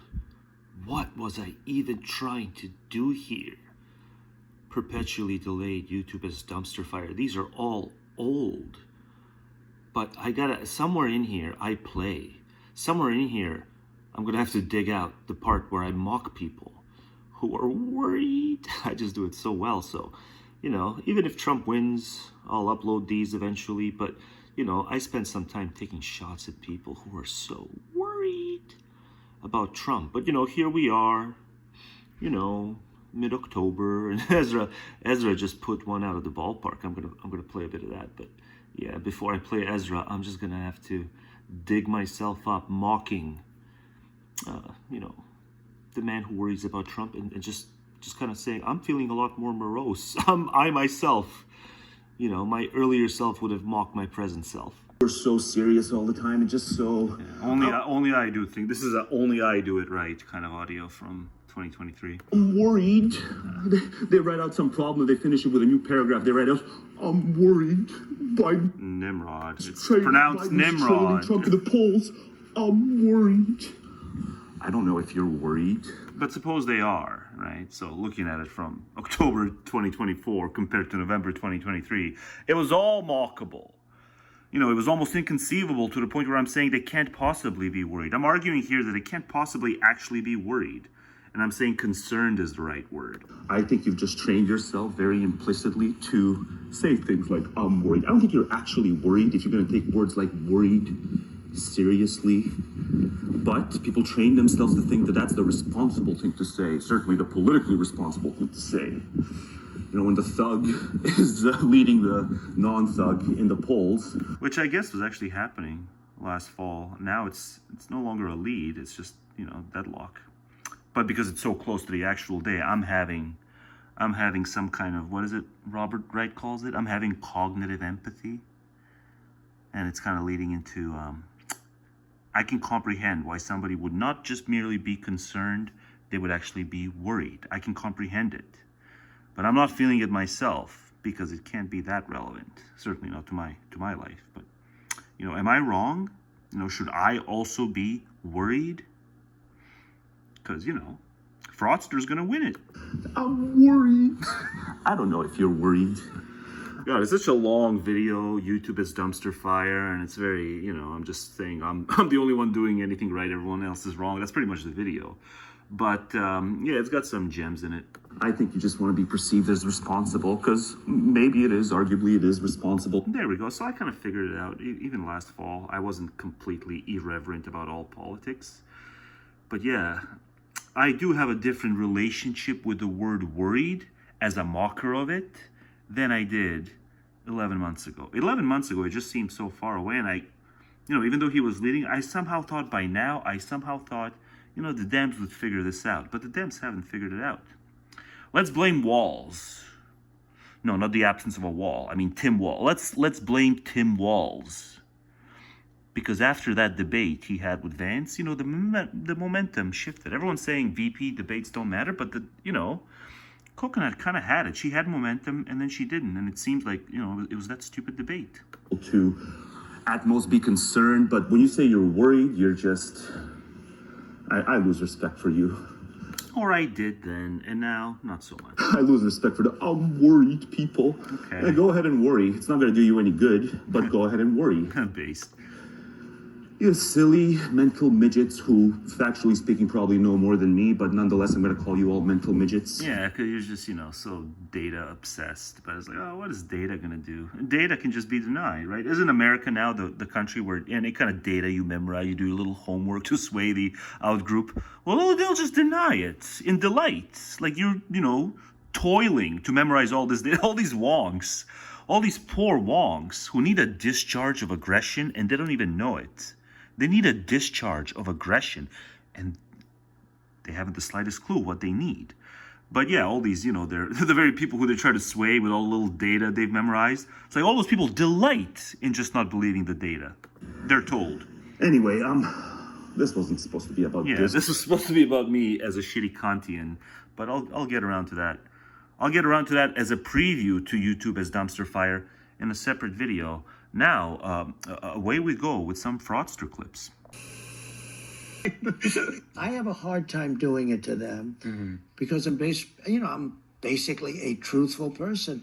But and frankly, frankly, I'd laugh too. I'd giggle too. I wouldn't contain myself because I'm basically a truthful He said person. based. You said But- based. And frankly, no, but Yeah, you're savvy enough to know about the based stuff. But you're not based either. no, but frankly, Yeah, I get it. I wouldn't. I have a hard time Even if it doing were my today job, I wouldn't be able because to. I'm No, I'm basically a truthful person.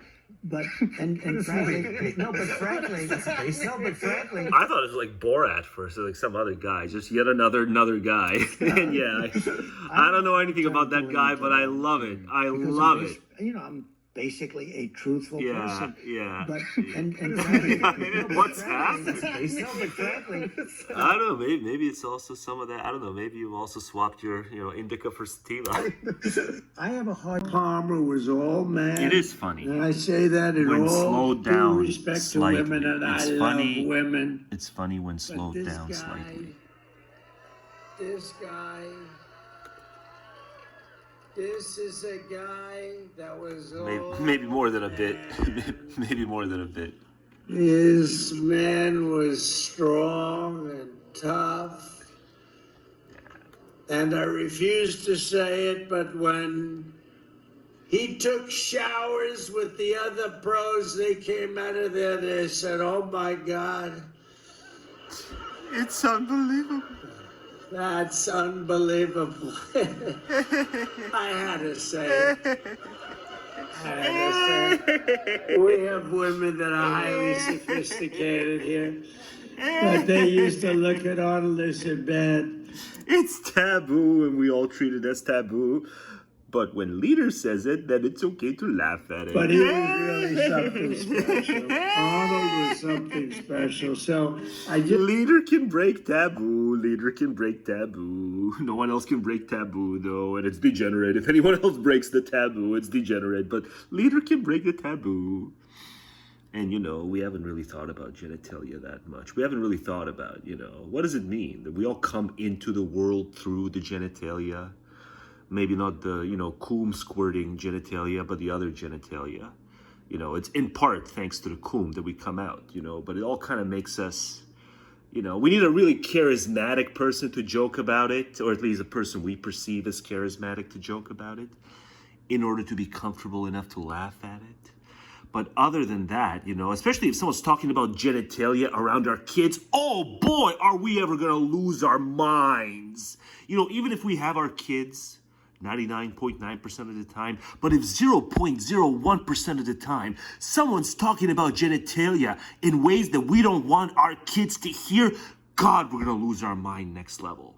But yeah, we're never going to talk about, what does it mean? What does it mean for existence? That the fact that, we all come into the world through the genitalia, it probably doesn't bode well for existence, does it? And his man was strong and tough. And I refuse to say it, but when he took showers with the other pros, they came out of there, they said, "Oh my God. That's unbelievable." I had to say it. Yeah. I had to say it. I get it. We have women that are highly sophisticated here. I get it. But Yes, things are taboo until they're not. God, it's not me, is it? It's more penis shaped than cloud. It's gonna block my sun. Maybe it's an airplane. It's gonna block my sun here. It's a penis. It's a schlong. Like the Trump schlong guy, yeah. Oh, look, it went the other way. It didn't block. That's unbelievable. Mika's writing. What you writing, Mika? What's so important? Because you guys won't just come out. No, shut up, you. What's so important, Mika, that she's got to be writing something? Well, I mean, the husband's talking. Like the main host of the show, and the husband's talking. You're not listening. It's not what a respectful wife does. Or are you like me, Mika? Are you just aware the boss is watching because you're live, so you gotta look busy? Yeah, we've all been there. Look busy, look assertive and attentive. There's more enemies. I'm writing something so important that I'm not gonna listen to hubby. The very countries that Donald Trump right now. Because you guys won't just come out and say. Shut up, you. But you know, we shouldn't have to look busy at all. We shouldn't have. We shouldn't be going to work. It's an apocalypse. I was right. It's an apocalypse. To take one of these every day. Your children want it. Everybody needs it. Old folks particularly, but down to 3. Stoic is right. This is incredible, and it funds the operation, which is a 360 Absolutely total win for right. everybody. I mean, they're not the Stoic, but in this specific case, it's got her dead to rights. AlexJonesStore.com. And while you're there, you can get all these great hoodies and ball caps and t-shirts. You'll see 2 t-shirts, the Alex Jones Show, and the keep classic bailing me out. InfoWars I will shirt, not learn red responsibility on and navy blue, accountability $50, not $25 or $30. and gratitude Shirts cost for like 15 or such freedom. high quality, so that we get even more. God, there's so many of these artful. Wouldn't it be better if the world was so constituted? You know, pieces of art. There's so many great ones. Hang on, what do I guess? I didn't queue up that many because I'm kind of in a rush, but yeah, it just kind of makes you think, wouldn't it be better? It's good at making you think, wouldn't it be better? But it's shocking how many people actually, when you press on the matter, because they have to affirm the world and various monsters in it and monstrous forces in it, they have to affirm it at the end of the day. So when you push the matter, like, wouldn't it be better? They start playing stupid. And they become masterminds in kind of trying to defend the stupid mentality of, who are you to say it'd be better if it were indeed so constituted? With a straight face. They do their best possible straight face because, you know, I guess it goes back to the will. The will just has to affirm itself specifically the way it is.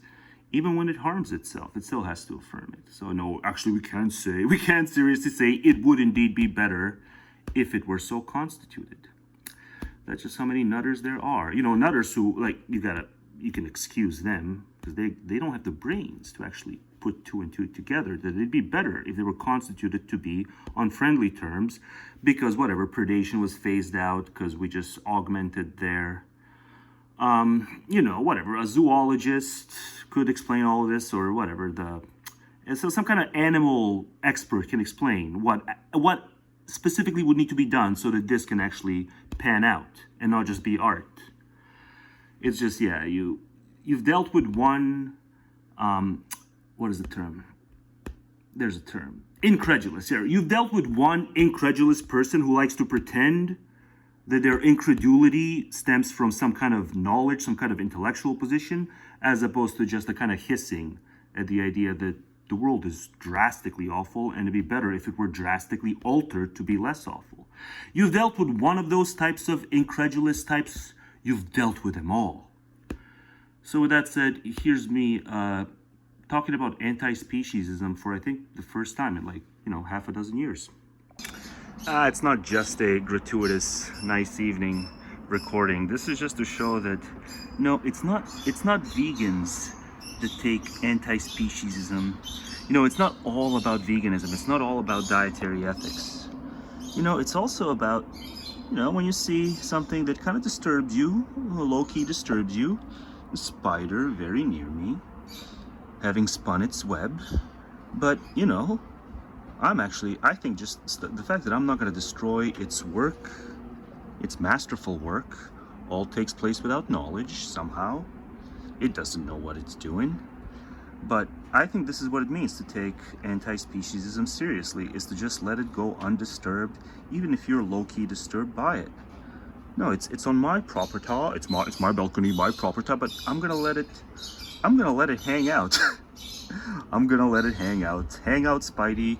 Even though it's kind of windy, sometimes it kind of, the wind kind of springs it very close to me. And I don't know if it's one of the, dangerous ones, but I'm gonna let it hang out, because contrary to what the average twatter vegan tells you, you can care about animals while being imperfect in matters of dietary ethics. Right? You can be more committed to anti-speciesism, even if you are somewhat flawed at the level of dietary ethics, because you don't feel like shopping too long. You gotta shop, you gotta spend more time shopping and going to these exotic places to get your purely vegan tasty food, and just, me being a picky eater. These kinds of things make it difficult to be a perfect moral agent in terms of dietary ethics. But there's a bunch of other considerations that play into how good of an anti-speciesist you are, and I just think I'm I just think I'm a lot better. I just think I'm a lot better because I have no ambition to kill it and to just swat it away. You know, I let it use my private property for its own ends. Unless it endeavors to spawn yet more spiders, in which case I might not be such a perfect anti-speciesist on non-dietary ethics front too. Do you endeavor to spawn? I think it endeavors to spawn more spiders. I think that's what this whole spiderweb thing is about, actually. So that it can feed and then spawn. Because that's the name of the game, right? It's to feed and to spawn. In both cases, if it needs to feed, it needs a victim. And if it needs to spawn, it likewise needs a victim. But I'm still going to go ahead and say, you just go ahead and hang out, little Spidey bud. You go ahead and do your thing. Even though I'm a little afraid of you, because I don't know what you got inside you. And, you know, it can be quite windy, and you might just end up... You know, I was walking out here last night, and I just kept walking into spiderweb. I'm like, can't disentangle myself from the spiderweb. And then I wake up today, and I'm like, oh, okay. And then several hours later, it's still here chilling. Despite all that, chill away.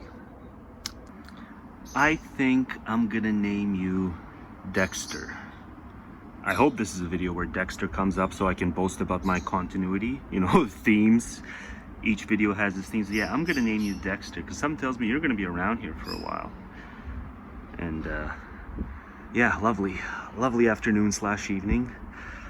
But my weekend's coming to an end. Yeah, it's one of those, but there's no nap before work. My brain is just way too overworked and overstimulated. There ain't gonna be no nap before work, which means super long work day. But yeah, I'm gonna call you Dexter, and I hope you're around when I come back too. I hope you and I can do many recordings together, so I can show off what a anti-speciesist I am in non-dietary matters. But no, like most of them, you'll just be mysteriously gone the next day. Isn't that weird? You know, they do their webs, and they're at a part, you know, of your place where it's like no one else can get to them, and yet nonetheless they just disappear. I guess they find something to feed on and then they leave. I guess that's how it works. Maybe I should go back to watching nature documentaries and stuff like that, so I can discover what exactly it is that makes them leave. You know, if they happen upon a good spot, to just, you know, stick around to that spot even after you've fed. But they're an adventurous bunch. Anyway, what a lovely summer. Oh, I'm sad to say it is retreating. It is retreating from the center because the wind's doing a number on its web. See, it's the wind. I'm not needed. It's the elements. It's the elements that are their enemies. It's not the humans, you stupid, you know, animal liberationists. Here, perfect evidence. The elements, it's the wind that's going to disrupt its chillin' time. It was just chillin', but then it got too windy and its little, you know, measly week's web, well, it's going the way of the dodo bird. The web goes the way of the dodo bird, and now it has to retreat and whatever, resort to plan B. But what's plan B? It doesn't know what plan B is. It doesn't think. And I didn't interfere. I did my proper, you know, as the liberationists would want me to do, I did my proper non-interference in animal matters. But I can just see it in real time. It's the wind. It's the elements. Do them in. It doesn't even need other, you know, predators and, you know, resource competitors to do its in. It can just be done in by the elements. And there, we're helpless. In terms of helping them, we're helpless. You know, but I guess it had a good run. What's like the average run for a spider web? Probably less than 24 hours. Best of luck, buddy. I gotta go to work though, so as badly off as you're gonna be, I'm probably gonna be worse off because I gotta go to work, which is a kind of, you know, web spinning of my own. Yeah, I gotta spin my own stupid webs at work. About as useless, but more bureaucratic than your web. But yeah, about as useless as yours are. Because I gotta feed too, right? Props, buddy. Safe landing. Still on my property, but you know, pretty impressive. I don't think the camera even catches the web, but there's like remnants of the web now. But see, it made a soft landing. Well, I don't know where you go from here, bud, but like I said, if I keep focusing on your saga, I'm gonna be really late for work.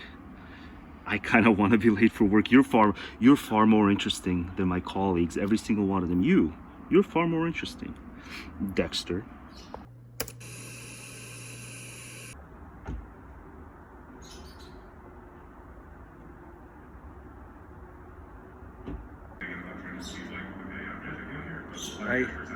I miss the spider.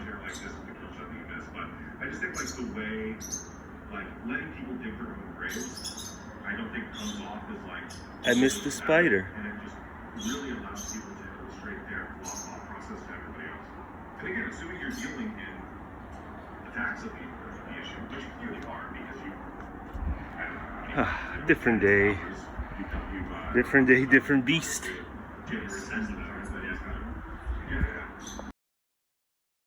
Except this guy leaves, unlike the spider. This thing left. I don't even know what it was, but it left. But who knows? Maybe it crawled in. Maybe it crawled in. I left and I left the thing. So who knows? Maybe it'll greet me in bed sometime this morning. But wow, look at this one. Look at this one. You know it's the tail end of summer. You gotta know it's the tail end of summer. Oh, the air. I wish you folk could smell the air now. I wish you folk could smell this lovely Coquitlam air. What do you think? What do you think? Should I sue? Should I sue? What do you think? It doesn't matter. I'm not litigious, but it doesn't matter anyway. I wouldn't win. But I think it's the first time it's happened. You know, a whole lot of new stuff is happening in 2024, but yeah, this is kind of another first. So back to the crazy traffic, but this just happened for the first time. And I'm doing this whole kind of genre now of not killing critters or crittery like slimy things, and so this is gonna be, you know, you're before the spider. I guess you're coming before the spider. I don't know how I'm gonna arrange it, but holy hell. What are my odds? I'm not litigious, but seriously, like, what are my odds? You know, I've got evidence. I guess they'd say I just planted it, but who would go to the trouble? You know, and where do you even get these kinds of things? Where do you even get these kinds of things? You know, I don't see these kinds of things. I don't see these mini centipedes as. Still one of the grossest South Parks is oh, poor Kyle. Kyle was the buttocks. Kyle was... No, he was the middle. But he still got the brunt of the buttocks. The human centipede. But this is centipede in my raspberries. Oh, should I just flush it? It can be flushed, right? It's okay with being flushed. Don't tell me I have to. Look, I'm not a wuss. Oh, I'll touch it. I'm not a wuss. See, I touched it. See, I'm not a wuss. There's like some people, like especially dames, like, ew, it's slimy. Yeah, your clits are slimy too. Well, I've taken the tray back to the kitchen, but now it's, you know, it's escaped the tray. So what do? I don't want to squish you, fella. Hey, fella, I don't want to squish you, but fella, you gotta tell me what to do with you. You gotta tell me what to do with you. You gotta jump on the. I can't do this while recording, but yeah, it's gonna end. If this goes according to plan, it's gonna end up on the balcony. Cause I take anti-speciesism that seriously. Look at that. It could have been Tyrannosaurus Rex. It's like Tyrannosaurus Rex versus, or whatever that other one was, versus the ocean, the tidal wave. It's the tidal wave. It's the tidal wave. The tidal wave napkin. The tidal wave napkin. You're going on the balcony, buddy. Did it shit itself? Did it just shit itself? What's it gonna eat? Feed my pet. Feed my pet. No, I'm not gonna squish you. You know, I gotta, assuage my conscience. You know, my imperfect veg diet conscience. I gotta assuage it somehow, right? And it's not gonna be by going full-blown vegan. Of that, I'm sure. But seriously, just step into the light. Step into the light. Step onto the napkin. Step. Uh-oh. Crap. The fatty ear. It will bore into your cerebral cortex, inflicting an agony both cruel and exquisite. Feed my pet. Yes. It's adorable. Oh, but Duckman's got no brains. Hey, my sinuses feel great. Do they sell these at Petco? Next time I employ a parasite that lives off brains, I will use it on someone who has one. Success. Success thus far. Success thus far. I need my hands. I had to swatch you off my finger, bud. Stay there. I didn't kill it. I just found it this way. I guess this one's not that, exotic. But, in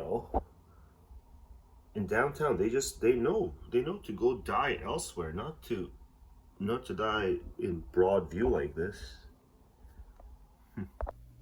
One of my favorite things to do back in the day, high school, elementary school, is just grab one of these, or whoever it is that died, and just grab it and then chase all the, kids who are made to squirm even when they just see you pick the thing up. So they see you pick the thing up and they go, oh my God, what are you doing? What are you doing? And they're like, oh, okay.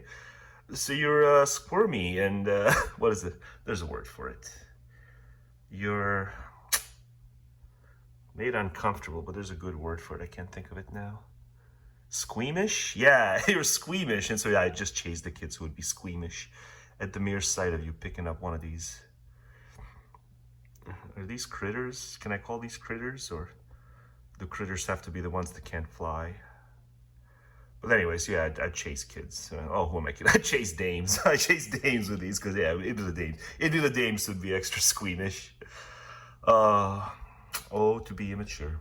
Well, I still am. I just can't do it. I just can't do it in deep society because I'm 38 and society would frown upon a 38-year-old immature person. But, down with maturity, but not theoretically. Theoretically, we all need to be mature, but practically speaking, yeah, let's all be practically speaking immature. Yeah, I think I've shown it enough. At the end of the day, we're gonna beat these people. I'm not trying to be dramatic here, but it's been a hard fight. And these people hate our children. Take our calls going to the next person. Because we can't give up now. We have to keep going. We have to stay here. We have to let them shut us down. We have to stand all the way to the end, and we're gonna win. Jones, I think everybody needs a war cry, man. Can you muster a war cry? It's a big joke. It's not really, though. I mean, it is, but it isn't. It's also inspiring. My voice will completely go with this, but it's fine. It's my resistance to them. It's a God's transmission. It's a human under attack.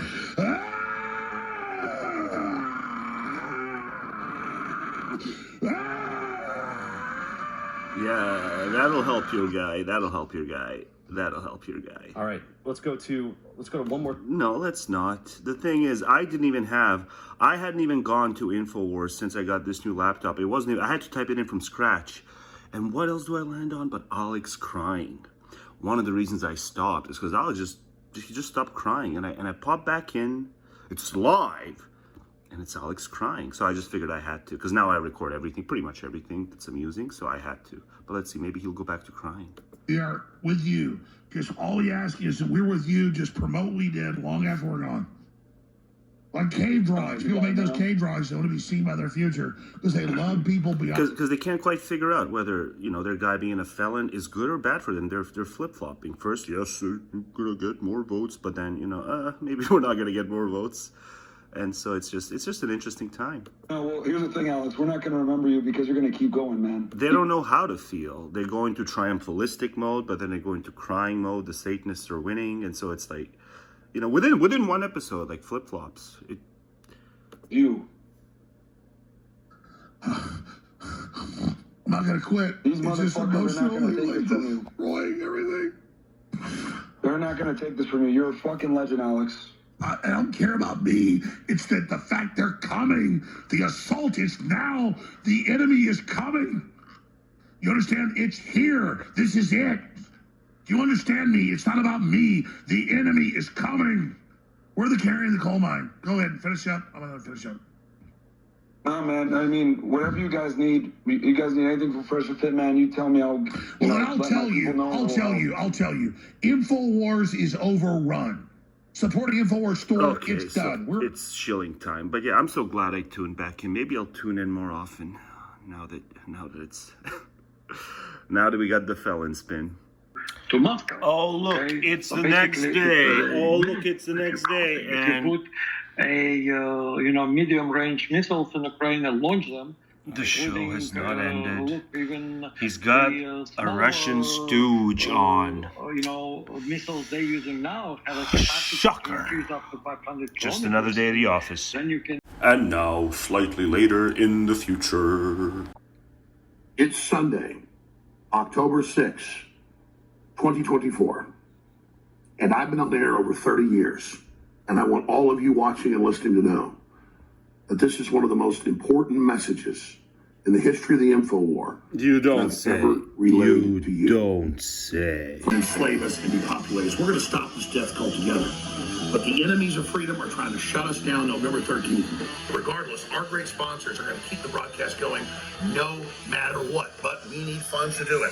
So please go to our amazing sponsor, AlexJonesStore.com. Still tension. And get some of these amazing designs. More than 15 years ago, I designed this baby. We brought it back. Yeah. I love it. It's a collectible. It is a limited neat edition. shirt. It's at the AlexJonesStore.com. And now they've added long sleeve, lightweight, and heavy. But it's still, the cancellation is imminent. It's ever imminent. Every time I tune back in, every few months I turn back in, it's imminent. You must buy. I will guilt trip you if you don't buy enough. It's being made right now, so I don't have one, but tomorrow we'll have one. It's in the mail to us right now. Look at this. You talk about fun. I was going to be a Democrat for Halloween, but my head wouldn't fit up my ass. Oh. Gotta love that. Incorporating the Make calendar Halloween great again with the tropes. evil Trump. Make the With frogs partisan straight animus, again. yeah. All Calendar these designs and tropes, more are available at milk AlexJonesStore.com. for partisan It keeps us on the animus air, ends it's critical and mental time. laziness. Globalists, and they're amazing shirts. You'll meet so many great people when you're out wearing these. It's an adventure to wear these shirts. And it keeps us on the air. Oh, God, you guys. Alex, you were supposed to be above this. You were supposed to be above at least this. And again, I want to thank all those that have gone and gotten the shirts. Thank you so much for what you're doing. You are amazing. Well, some of these headlines, they should be headlines. You gotta admit, at least some of these headlines, bears out. They should be headlines everywhere, not just on InfoWars, a war on information. Well, maybe it's not always a war. Maybe sometimes it conveys information. Yeah, sometimes, I'm not one of the dogged ones. When it relays correct information, I can admit it relays correct information. But everything is, the cancellation is imminent. It's ever imminent. They will be canceled ever imminently. Every time I tune back in. But that day I did so much more. Which I'll go back to. The globalists say you own that day from whatever, May, June, where he just wept and wept and wept and wept and wept. But here he is in October 6th. Tomorrow is going to be a very solemn day for a great many people. I just might do a rant or two if I see one too many sentimental people pretending to be sentimental in public for the, 1 year anniversary. It's going to be the 1 year anniversary. But he probably won't be that solemn. He'll probably, just like me, he'll probably just rant more. You have to fight back. Yeah.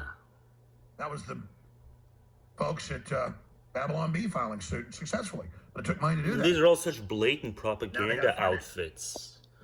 Like Bill Crystal, David Frum, they were of you folk for decades, but they're so perplexed at how unsophisticated the current propaganda outlets are, the Babylon B.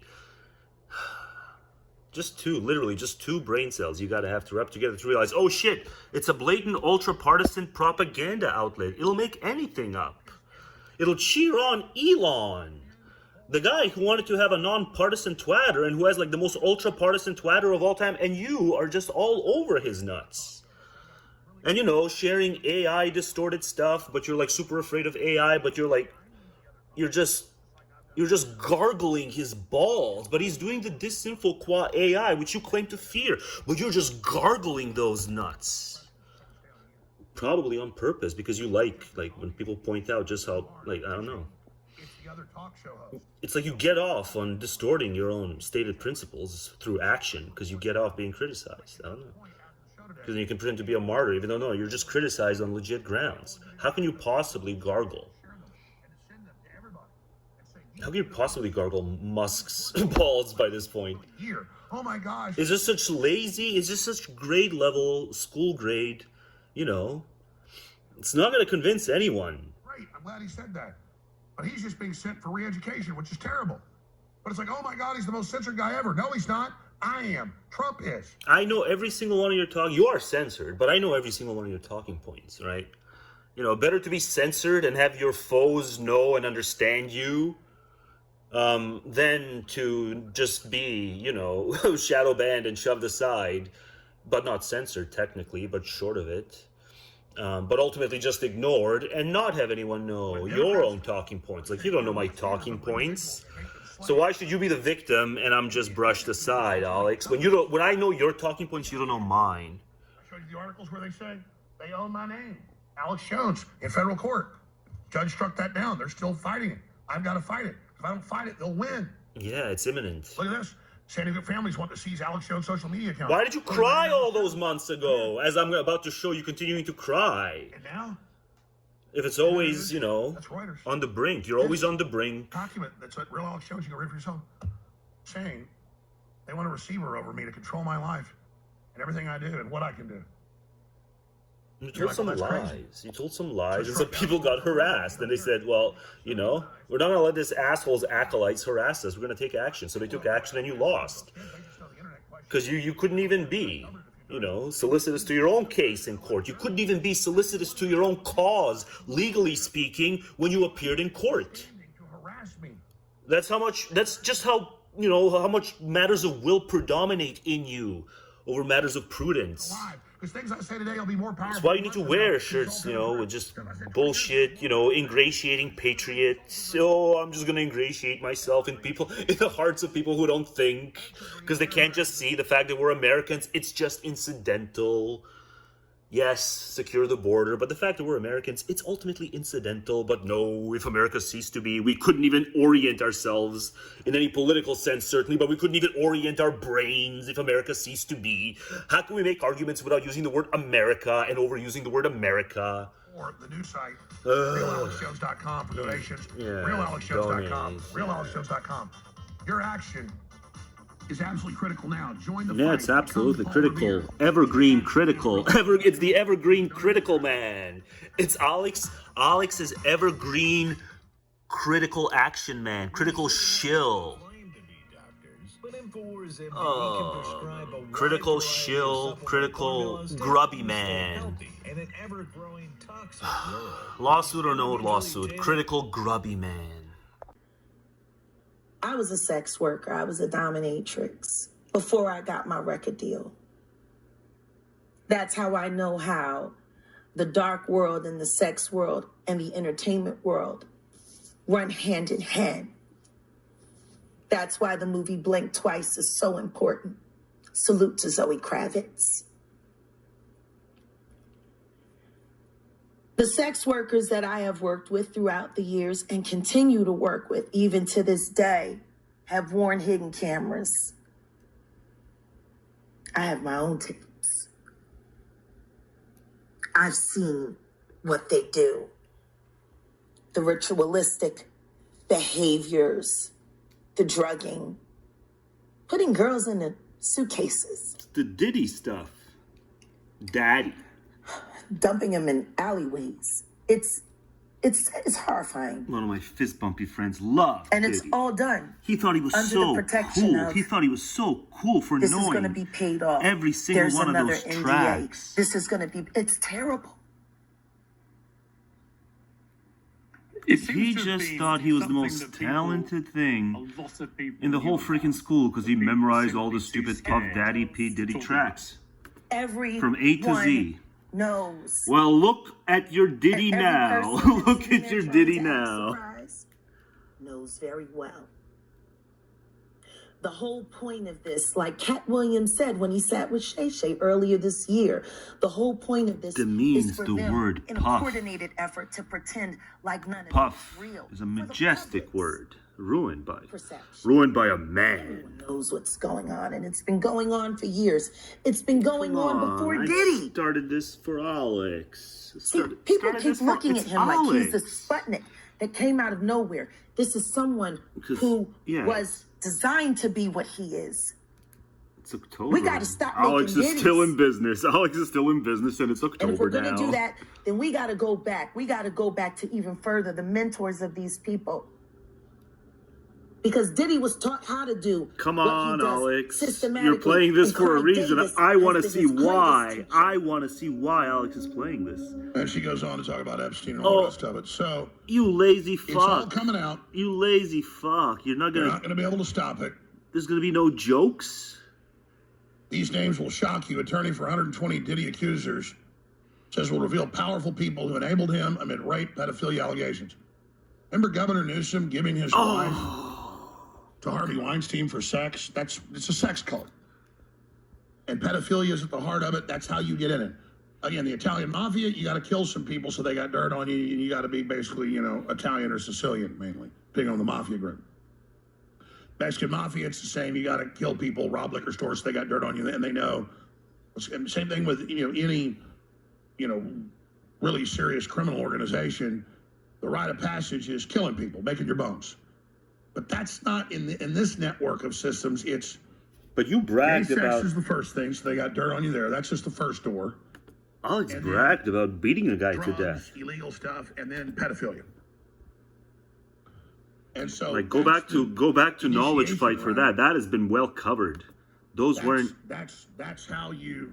Those were probably stories Get by brought into him, the but club. that's he tells a lot of stories. So when you see, So even you've killed people in your own stories of your own past. I mean, you look at a stage. It's like globalists show up to him when he's pissing in the men's room, and it's like, hey, so have you given it more thought? Do you want to join us now? See them externalizing their. And even though Alex has had Taking cell over the Boy phones for like Scouts, over 20 years now, he can never record any of those encounters where the globalists proposition him And at first they get and beg him to join for billions of shekels. And then they recruit more, and then they take it over. But he always shuts them down and threatens them. Stay away from my family. But you can never think to get your cell phone out, Alex. Not once, even though it's happened. Usually in the men's room when you're pissing, and you can't take out your fucking phone once and record it. All of his extravagant stories about how he's mauled in public. Oh, he's just so loved. He's always mauled in public.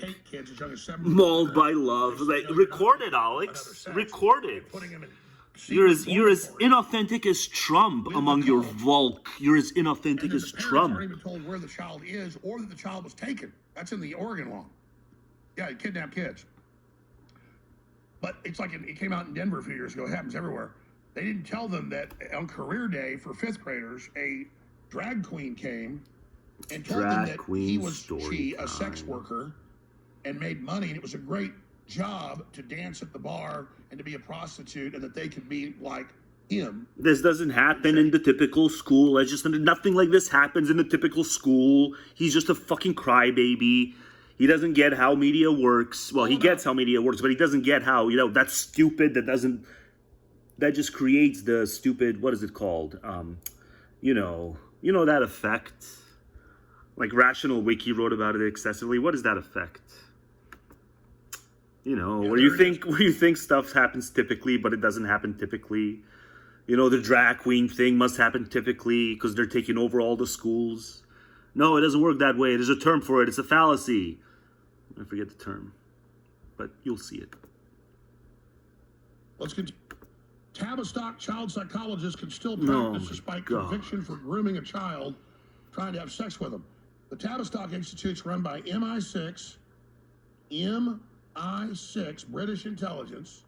To do this topic justice, you would have to devote 10 minutes to religious pedo activity in religious institutional contexts of, multi-sects, not saying it's just one sect, multi-sects. You'd have to spend for every 1 minute you do on these weirdos, you'd have to do 10 minutes or more just based on the institutional religious diddlers. But Alex doesn't cover those as much, anywhere near as much. Good families as young as 6 months old given to convicted pedophiles to create... Because he's a fucking egomaniac who needs to concoct theories of immortality, which is why he loves God so much. He's tapped into God. No, he's such an egomaniac. He thinks he can tap into his own immortality. London that treated children and adolescents. None of these people need so many children. They're just tapped in. They're just tapped into bullshit. That plays foster children Breed like it's hell. What was it? Breed like hell. Breed more like hell. Breed on like hell. Yeah, breed on. Alex, breed on like hell. Garden of Heathen. You know, mistitle. About how? Because Garden of Heathen is the right title. Can go get a book off the shelf about pedophilia, a graphic novel showing adults having sex with children. Anyway, it's October and Alex wasn't canceled in May or June like he said he would be. You know, it's still a full-running, smoothly running operation, shilling bullshit all these months later. You know, but I'll get back to the bugs. Yeah, I'm doing this bugs intermission thing, so that's fun. Oh, these people want a fucking error. No, man, this ain't no fucking lie, man. It's going down right now. Everything we're trying to do, our children, their whole future. I shouldn't have stopped. There's a bunch of five other funny things. This is a full communist assault right now. Like, people need to know this is going down right now. This is happening. And we're here in defense of freedom in the whole West, literally sitting there, and people are like, oh, these are people on a fucking error. No, man, this ain't no fucking lie, man. It's going down right now. Everything we're trying to do, our children, their whole future. I can't pause him. It's live. I can't pause him. I want to say stuff. I want to say stuff. Every time I stop recording. What's it been like? Well, what is your vision of freedom? Because there's millions watching right now, and we're going to go out here. If it's today or tomorrow, we're going down. They're shutting it down. What do we say? Or maybe a miracle happens. I hope that happens, but no. They fucking got the deep state, the CIA, the FBI. It's coming. What do we say? Listen to what I said about the deep state, Alex. I made some interesting points. But yeah, every time I stop, it's like, oh, they said, I just can't make the video long. But like this has been, it's been tear infested and funny. Person that's in this fight, we get worn down, we get battered, we get beaten, and some days we are exhausted. I can't tell you how many times I wake up in the morning, I put on your replay because I'm usually asleep when you're broadcasting. It's so live. communal. I put on your replay and I'm fired up again. You've inspired every single So inspiration. It's about inspiration. It's about communal vibes. We're not going to give up. We're not going to stop fighting. And it's about not giving up, right? And not giving up using the word fight non-literally, symbolically. As a global community, right. Share the work of InfoWars over the years. And the religious zealotry. I mean, it could be said about the staff and himself, but the religious zealotry of the typical caller. And the reason it's super melodramatic is because he's doing one of his like gajillionth. This is the last show. This is the last show. They're shutting us down. Look at that. Look at that. Ooh, his narcissism. He probably forced them to animate him with the hard jawline because that's how much of a narcissist he is. But it's about using the word spirit a lot. Of course, that's kind of triumphalism. When things look starkest, that's when we're going to be the most rhetorically triumphalistic. But yeah, so just, you know, feels the same way. So thank you so much, and I know that you'll keep fighting. But it's just all you need to know about all these brains is that he has said this is our last broadcast. It's so crazy. He has said this is our last broadcast more times than I could even joke about. And he can do it again. And here, every single caller is taking it dead seriously. Long-time callers taking it dead seriously. So I think we're going to end with you. I really appreciate you, Mario Z. I just wish we'll do as best we can. I just wish it wasn't a live stream, so that I could have caught more of the crying and done the stop. And we're just going to try the best job we can. Yeah. Well, there's one thing I know about you, Alex, and it was a few years back. You were going through something, and you were into the Frank Sinatra song "I Did It My Way." You played it on the air. You did it your way. Maybe we could even go with the more recent Fred Durst, "It's My Way" or "The Highway." It's been your way. You've done it your way. You did it your way. 24-year-old song. So That's what this is. You did it your way. This is you going out in your way. He did it his way by sussing out the psychological infirmities of people who are maybe similar to him ideologically. In these final hours, these final moments of InfoWars, it's just breathtaking. It's just breathtaking that none of them can figure out. But he's done it a gajillion times. This is the last broadcast. That's why they don't want to stop. It's because it might be the last broadcast. We can't stop. We have to keep going. It's like, I could go on. I can't put this in. Oh, here we go. Here we go. Here we go. Here we go. Here we go. It's all God. It's all. But it's all up to us now to continue on the fight. And I just hope people will take this. We should end with Frank Sinatra. I did it my way, but I did it God's way. I've literally fought these people from day one, knowing I was right. And it wasn't me, it was all you. But this is probably our last broadcast. And a lot of sucking up. It's all you. Demons after us, they're so pathetic, but it's okay. So we'll just play the whole Frank Sinatra my way. We hope we're back tomorrow. We don't know we'll be back. But your way based on kind of sussing out okay. I love you so much. Psychological tendencies of your viewers. All the crew and all of you. So let's just finish up right now. Pandering. Oh, I can't have that. Because if I play, if there's any Frank Sinatra in my videos, I get it struck down or shadow banned, worse than normal shadow banned. It's just breathtaking. Last broadcast, they buy into it every single time. So I guess I'm recording a very special thing here. I'm recording the last broadcast of InfoWars because they're gonna shut it down. Feds are gonna shut them down because Trump's a felon, and I guess there's a through line. They're back in the felon. Oh, look at that menacing. But I love the jawline. They made them animate him with a jawline. I love that. Oh, God. But yeah, just the callers. Maybe when this comes out as a separate video, I'll go back to it because there's so many callers that said so many hilarious things than I said funny things about when the recording wasn't on. Oh. I should have never stopped frequenting. Now that I'm in this kind of record everything you think mode, I should have never stopped going on InfoWars. But yeah, the moment I got this new laptop, like InfoWars wasn't a shortcut, so I just completely forgot about InfoWars. But now I have to make InfoWars a staple again because there's just so much fodder. But that also might be dangerous because if I have a lot of fodder, that means I'll just never, I can't keep recording. I have to stop recording because I've recorded a lot. And this is the final shot after the Sinatra song ends. This is the final shot. This, of all the glorious shots and the fake jawlines painted in his animation. It's him and Tucker. I guess maybe he does think he's being shut down if this is the final straw. Let's see if there's anything after it. Is there a final image straw after this one? Oh, they're gonna rerun it. Of course they are. Of course they are. And I'm gonna have like if I do from start to finish, I'm gonna have a 20-hour video. Of course. But I can't because I'm still recording from the phone and you can't take long clips. God. The most important election in world history.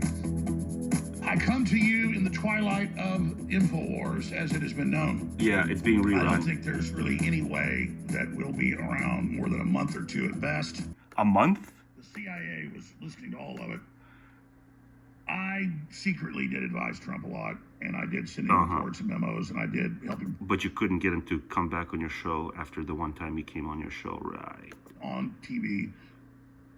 On 60 Minutes. I think if Trump said he'd go on InfoWars again, to the extent that any person has salivated IRL, right, at the prospect of something good, like literally drooling and stuff, if Trump said he'd come back on Jones's show, I think Jones would just instantly break all salivation records. Because they started calling themselves that. So that's where we get the term. They go, oh, there's no globalists, there's no world government, there's no plan for depopulation, but we do want to depopulate you. Well, there's the economic globalists, which has nothing to do, which is just taking certain free market takes and extending them beyond the nation. That's all economic globalism is. But you guys can't handle that because you also want to flatter your libertarians and make them a pile of your, make them of the pile of your crap, your crap pile. how they've been read into it. I know how they've been read into it. And so they can hear me tell them how they were brought into it so that they can understand that I know what's going on and I'm right again. So here's the deal. He is a lot more composed. I thought he'd be batshit straight from the get-go in the broadcast, but he was a lot more composed early on. God, I shouldn't have neglected InfoWars for so long. Heartened and very humbled and very thankful by the incredible, insane outpouring of support by basically everybody that doesn't want to blow the planet up. It is as was the case the previous gajillion times you said this was your last broadcast. They just pour right in with their sympathy every single time because it speaks to their brains. The brain has a capacity for minimal memory. The brain doesn't have a capacity to connect events across, certainly events within the InfoWars land. Events where you just bitch about how it's your last probably or definitely last broadcast, depending on the day. I've done it for 29 some odd years. With all of you and the crew and all the supporters of the years. The reason I can't right-click right is because it's just one. So sometimes I want to left-click, but I'm on the right side. But it is what it is. And we've changed the world unlike any other organization. Brag. And he's had his problems. I've had my problems. And now Elon Musk, of course, is right there doing way more than I've ever done. Just devastating the enemy. You can all day say, why is he doing it? I think devastating. There have been so many enemies who have been devastated. Every single title when someone gets destroyed, it's like, you'd think there would be a lot less political participants right now because so many people have been destroyed or devastated. And yet, no, all the people you destroy and devastate, they just come back. So maybe you're not so destructive and devastating. Maybe your hero Musk isn't so destructive and devastating. Maybe you guys just can't tell circle jerks for what they are. Populist movement, and that's really... Populist, there's another useless term. I said jingoist is useless. God, populist is like quadruply useless. Maybe this is... Oh, there we go, ads already. Your leadership and your ability to see around corners again and again. But yeah, it's just as much of a zealot as the crew is and as he is, like the callers. One reason to listen to tune in is just because with the callers, it's not performative at all. The callers really do believe it. So all the ink spilled over how can we actually get through to this MAGA movement? How can we get them to leave the cult? The press says words like cult. It's not just me. How do we get him to leave? How do we get him to leave? Is it class? Is it race? Is it this? Is it that? They're religious zealots. A lot of it is driven by religious zealotry. But the press can't be hard on religion, period, let alone religious zealotry, because they are of that. They got to court their own. Maybe the MSM has less religious zealots tuning in, but they have these moderate religious people, so they can't go hard in the way I can go hard on all things faith. That faith gives you that through line. Faith gives you the through line to immortality. And everyone needs immortality because the will to live is the innermost kernel of our being. So there. Find that in the press. No, they can't find that in the press. You can't find that anywhere. So that's why issues go unresolved, because no one can call a spade when it comes to faith. And so they talk about all these other things that are less relevant for the frickin' base. It's about faith. They said it so much toward the end of the broadcast. They said, it really is about good and evil. It really is about good and evil. It really is about good and evil. Watch, you'll probably say it right now. It really is about good and evil. It's because they're hooked on the faith, because they can't handle the idea of their own mortality. They need a scheme to make it so that, no, mortality ain't true. I'm going to exist in some other realm.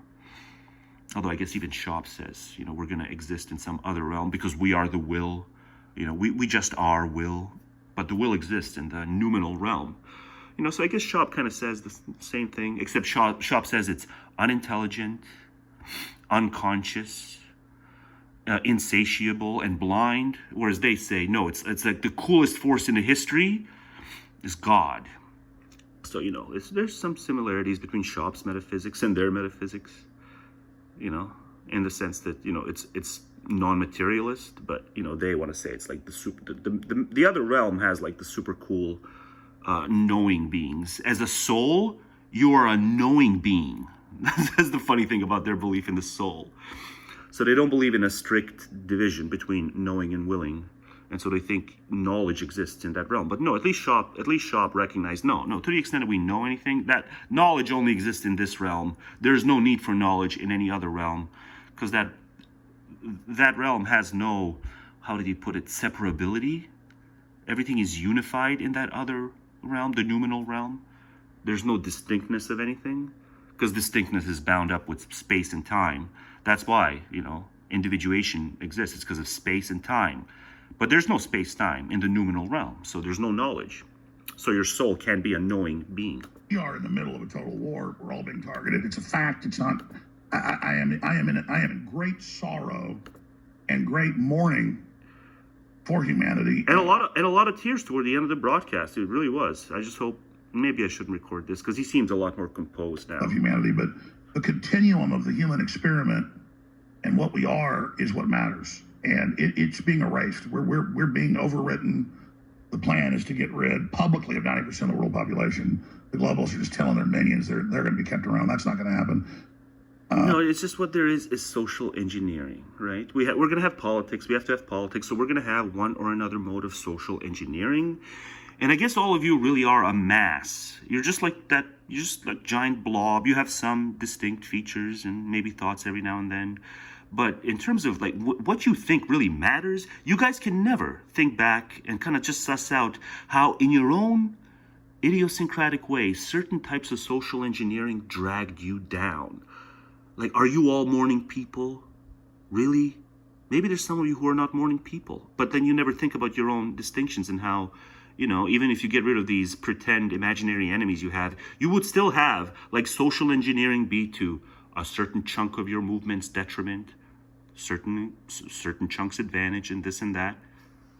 And then you would like, it's important. It's just, all they can see is identity right now. The identity is like everything else, every other kind of peculiarity that they might have as individuals, as a movement, the brain just turns all of that off because the alt media has them fixate on the kind of identities that nullify all those differences.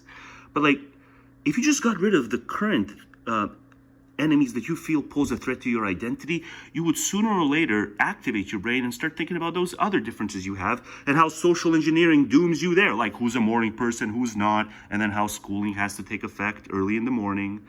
Or maybe you wouldn't anyway, I don't know. Maybe you really are indistinguishable once the globalist enemies are defeated. Maybe you all would live in harmony because you're just that indistinguishable as individuals.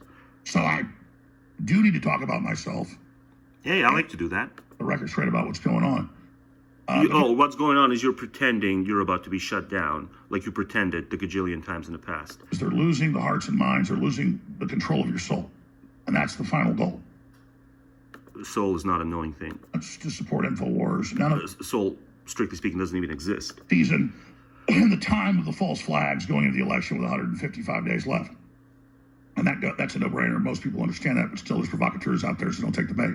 Yeah, the measure of your mind's health is the extent to which you are emotionally rattled by the election or not. That's one kind of major indication as to how healthy your mind is and how independently you're capable of thinking.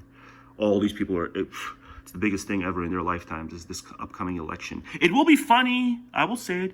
It will be both funny if Trump gets reelected and tragic at the same time. But that's about it. I'm not going to do a bunch of content on that. It'll be both funny and the funniest and the most tragic day in the history of American politics is if Trump gets reelected. At the same time, it's possible to have it be the funniest and most pathetic thing that ever happened. Was already slapped down by the judge when he filed a secret. All right, you're too composed, Alex. God, wave a magic wand and stop the businesses that are being bought up by BlackRock and the international Jews. Yeah, so he gets super specific. I can't He doesn't even say globalists. Stop that from happening right now. I can't stop you from losing your jobs. But I'd be very impressed if he doesn't say cultural Bolshevik or cultural Marxist for the rest of this, because so far he hasn't said it. When you inevitably do. He's a quirky white identitarian, separatist, nationalist, something more. The big, maybe he's a quirky, the big S. Maybe he's a quirky supremacist. When these businesses fire you because you demand a fair day's wage for a fair day's work. What planet are you living on if you're still demanding that in 2024? No, it's what you can do for the masses. If you can juggle in some new way and the masses are willing to show up and pay for it, then you can juggle in some cool way and they'll pay you for it. What is fairness? What? Fairness in commerce and work? Like I said, very retro stuff here. I don't have that magic wand. Yeah. Instead of empty promises like the politicians might give you, I offer you the opposite. Yeah, the politicians want to tell you that it's all Will Chamberlain's fault. That Will Chamberlain is the star of the team, and that no one else cares for the bench. Yeah, but it's Will Chamberlain's fault. You know, whatever, the Bernie-style politician, or whatever updated version, LeBron James or something. It's LeBron James's fault that everyone wants to see LeBron James, and no one cares for the bench. There, that's my updated version. Case, but the judge has been pretty much a rubber stamp on everything that Greg has wanted to do. They're perverting the system of justice. You know, that's where the danger lies. The corruption and subversion of our institutions by the left. This is the Democrats' entire strategy, to confine President Trump to a dirty criminal courtroom and keep him off the campaign trail where he can bring his winning message to voters across this country. New York has become a legal banana republic. They are so determined to get Donald Trump. Like, how stupid do his whims and shortcomings have to be? How bankrupt does he have to be to the point where, you know, the political stars will align that this just won't happen? In terms of the counterpunch. But it doesn't matter because it's party machinery. When it's party machinery, it doesn't matter how bankrupt the figure is. When a party chooses to rally around a figure, there's just nothing. There's just nothing. You can't conjure it. That it would be enough of a disruptive force. It's all just machinery. But they think of themselves as, you know, the outsiders. You ain't no outsiders. You are of the machinery, I'm sorry to say. I wish I could go back. I wish I could play the clip from, you know, these ad things, these kind of in-between segment ad things with the scary sounding music. I guess the scary sounding music kind of doesn't even stop when it's the segment, but, you know, it just reminds me, just having dipped my toe back in, it just reminded me that party machinery, all the pretense of the outside, and, you know, they're gonna call certain people rhinos. It just, yes, all your flexing about being the eternal outsider has just never been more of a sham than it is right now. For even just the last 5 minutes, everything that we've known since Trump's verdict, since this false verdict of the show trial. Just fall in line to the machinery, learn the talking points, assert the talking points with enough force. The Republic is dead. Tell me all about how there's a perfect non-overlap between every type of democracy and the Republic. Tell me more about that. You haven't used that talking point in a while. I don't even know who this guy is, but let's just say you haven't used that talking point in a while.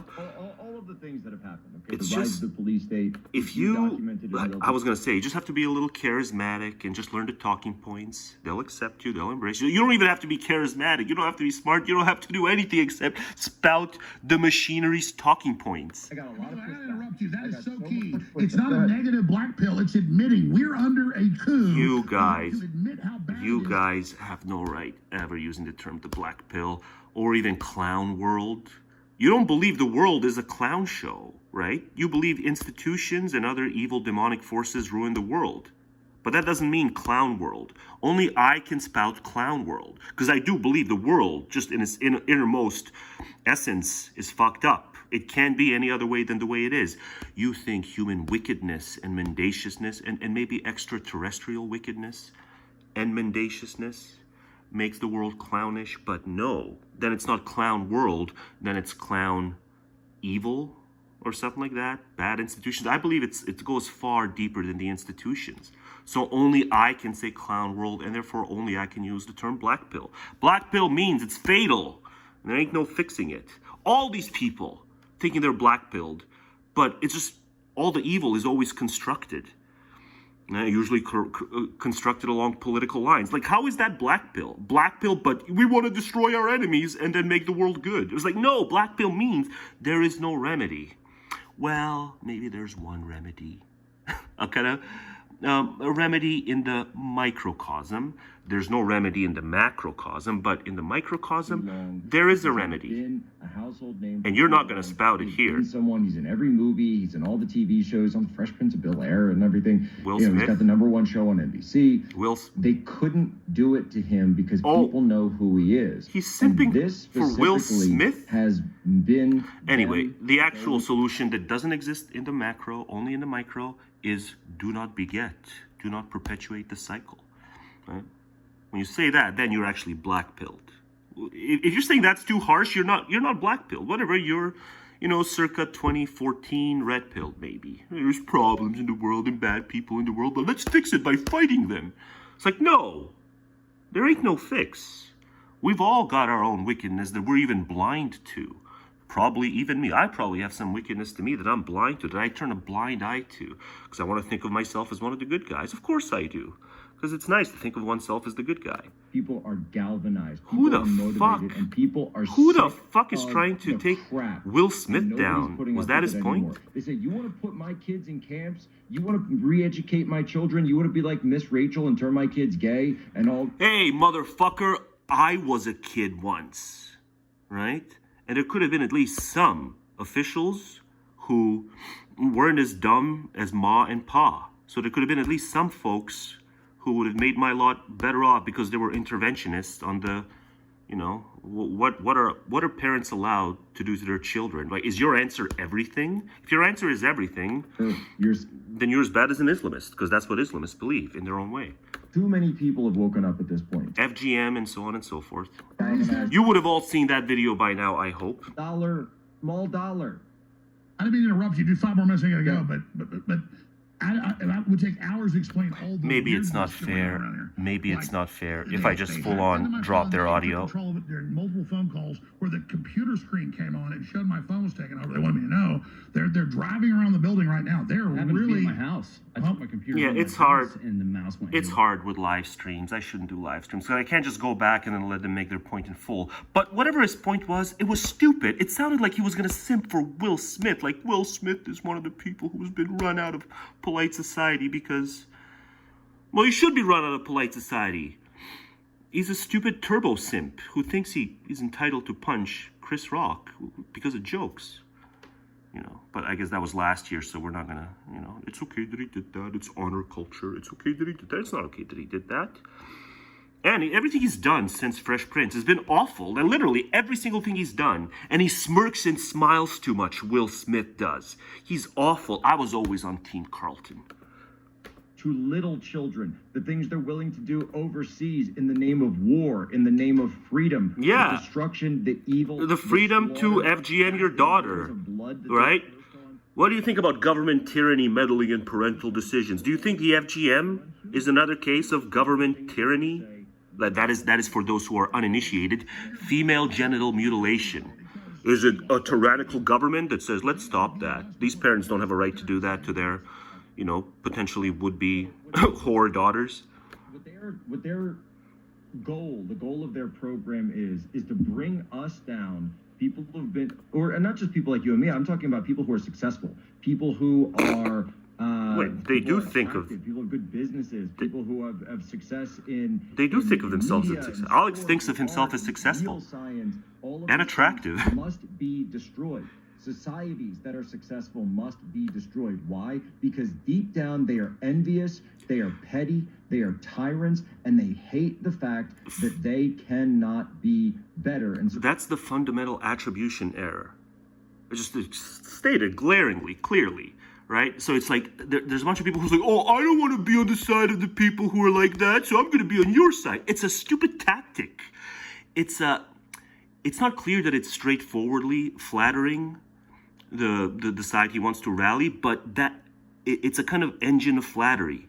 Then anyone who thinks like, I don't like your positions, I wanna be on the other side. It's like, oh, but if I'm on the other side, I'm gonna be thought of as the guy who just hates other people. It's why they think they can make a lot of it's why they do gain a lot when they milk that envy point. Our opponents are the envious people. It's like it's just on the level of, oh my God, Becky, look at her butt. That's the level. It's just they don't say it that way, but they say, "Oh my God, Becky, look at how envious my political opponents are." Yeah, you're no better than the "Oh my God, Becky, look at her butt" types when you say this shit. When you attribute all the loserdom points to your enemies. It's like, have you seen the trailer parks? But MAGA, I'm sorry, but MAGA is overrepresented in the trailer parks. You're not the winners. It's hard to suss out. It'd be an interesting experiment to run. Who are the kind of satisfied with their own lot people versus dissatisfied with their own lot people? That'd be interesting. That'd be an interesting experiment to run. But it's not like, oh yeah, we got all the winners who just, you know, the losers want to get in their way. In terms of winners at, like, whatever, life satisfaction or whatever. Said they would do it. Now they're pre-programming. Trump supporters are going to get violent. They're going to blow stuff up. They're going to kill people because of Trump conviction. Trump's like, no, be peaceful. I'll go to jail. Because it's not a brand new movement. It's happened. Nobody should be violent. They don't want someone speaking the truth during the election. It's happened. I just don't think it's, like, apocalyptic the way the MSM wants to present it as. But yeah, there have been violent MAGAs, notably on January 6th. Without having InfoWars. You know, the majority of the people weren't violent there on that day, but, you know, there were those who were violent. So, like, you guys are just not willing to give an inch. That's your problem. Because you can afford to not give an inch because you got the mouth breathy people who just want to be flattered. That's the game plan. Just flatter the viewers, and then we can, you know, hawk our stupid product, our stupid boner pill product, even though we're always flattering the viewers. It's like, well, like, if you're flattering if these viewers are all the cool kids in the hall, then, like, why would they need the boner pills? I said 6 months ago, I said, we've got to get the RNC hotels and stuff. They're cheap right now. If you don't book them now, it's going to be extremely expensive. They have plenty of money. Not a huge extra arsenal, but they've got millions of extra dollars. It's, in one sense, I love playing bits and replying to it, but in another sense, it's a live stream, so it's harder. And it's one of those things where I'll be looking back at my deathbed and going, why did I waste any seconds of my life in this? And by extension, why did I waste the rest of your lives with this? I guess I make it entertaining enough, but at the same time, no. We're all going to be looking back on our deathbed going, God, we could have read more Schop at this time, or reread more Schop instead of listening to these numbskulls and con artists. And I think that Con Inc. fighting you this hard, the momentum on your side going for you, whether it's Trump or whether it's you, Alex, is so great that no matter what they do, there's no. I agree. I think the last question we got to go see Quill. I just pray sincerely. I can't make the prayer thing because I'm holding my phone with my other hand. America and Trump. America. I just pray with half my hand because I can't. I just pray that you guys just grow an independent thinking pair, right? So you grow an independent thinking skill, which I'm going to refer to as pair.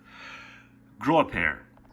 So you know the deal with that lot, you know, maybe we can go, hang on, do we want to do this one or do we want to be charitable and magnanimous and do the first one? Let's do the first one. Let's just have the images with just the mostly neutral terminology. So you know what the big deal is with them, especially for the libs who are always worried about them?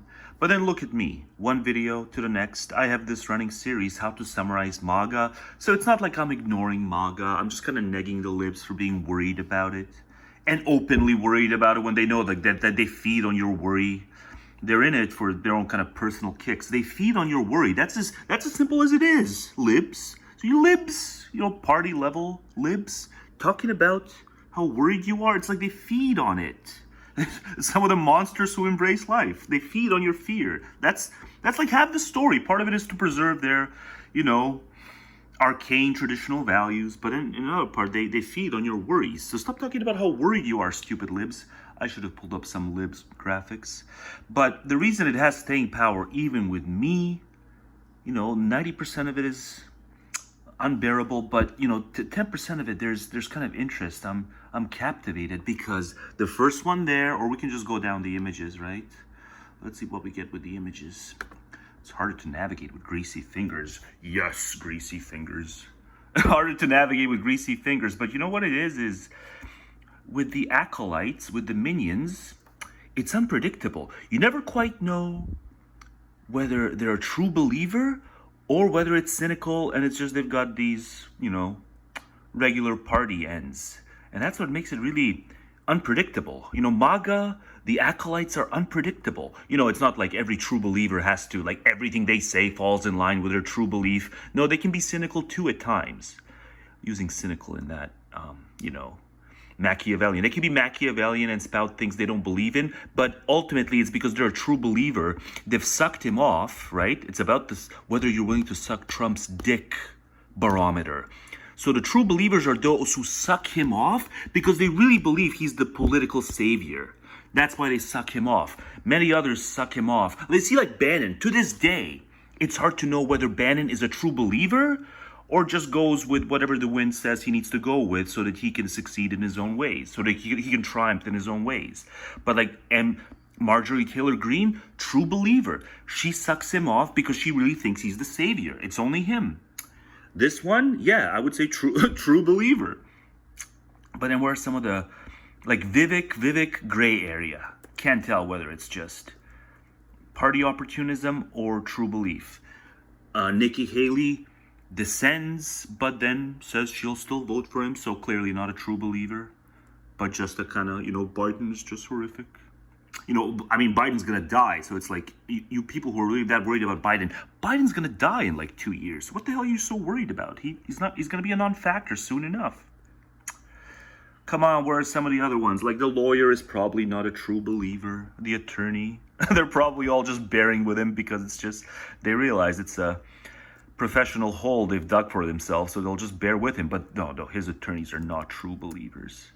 It's mostly the GOP folk. Like Mitch McConnell is a clear example of someone who was not a true believer, but just understood he had party obligations. As a GOP turtle, he just had party obligations that could not... my pizza's gonna go cold. And yes, that is recess or whatever is going on, the school across the street, but I don't care.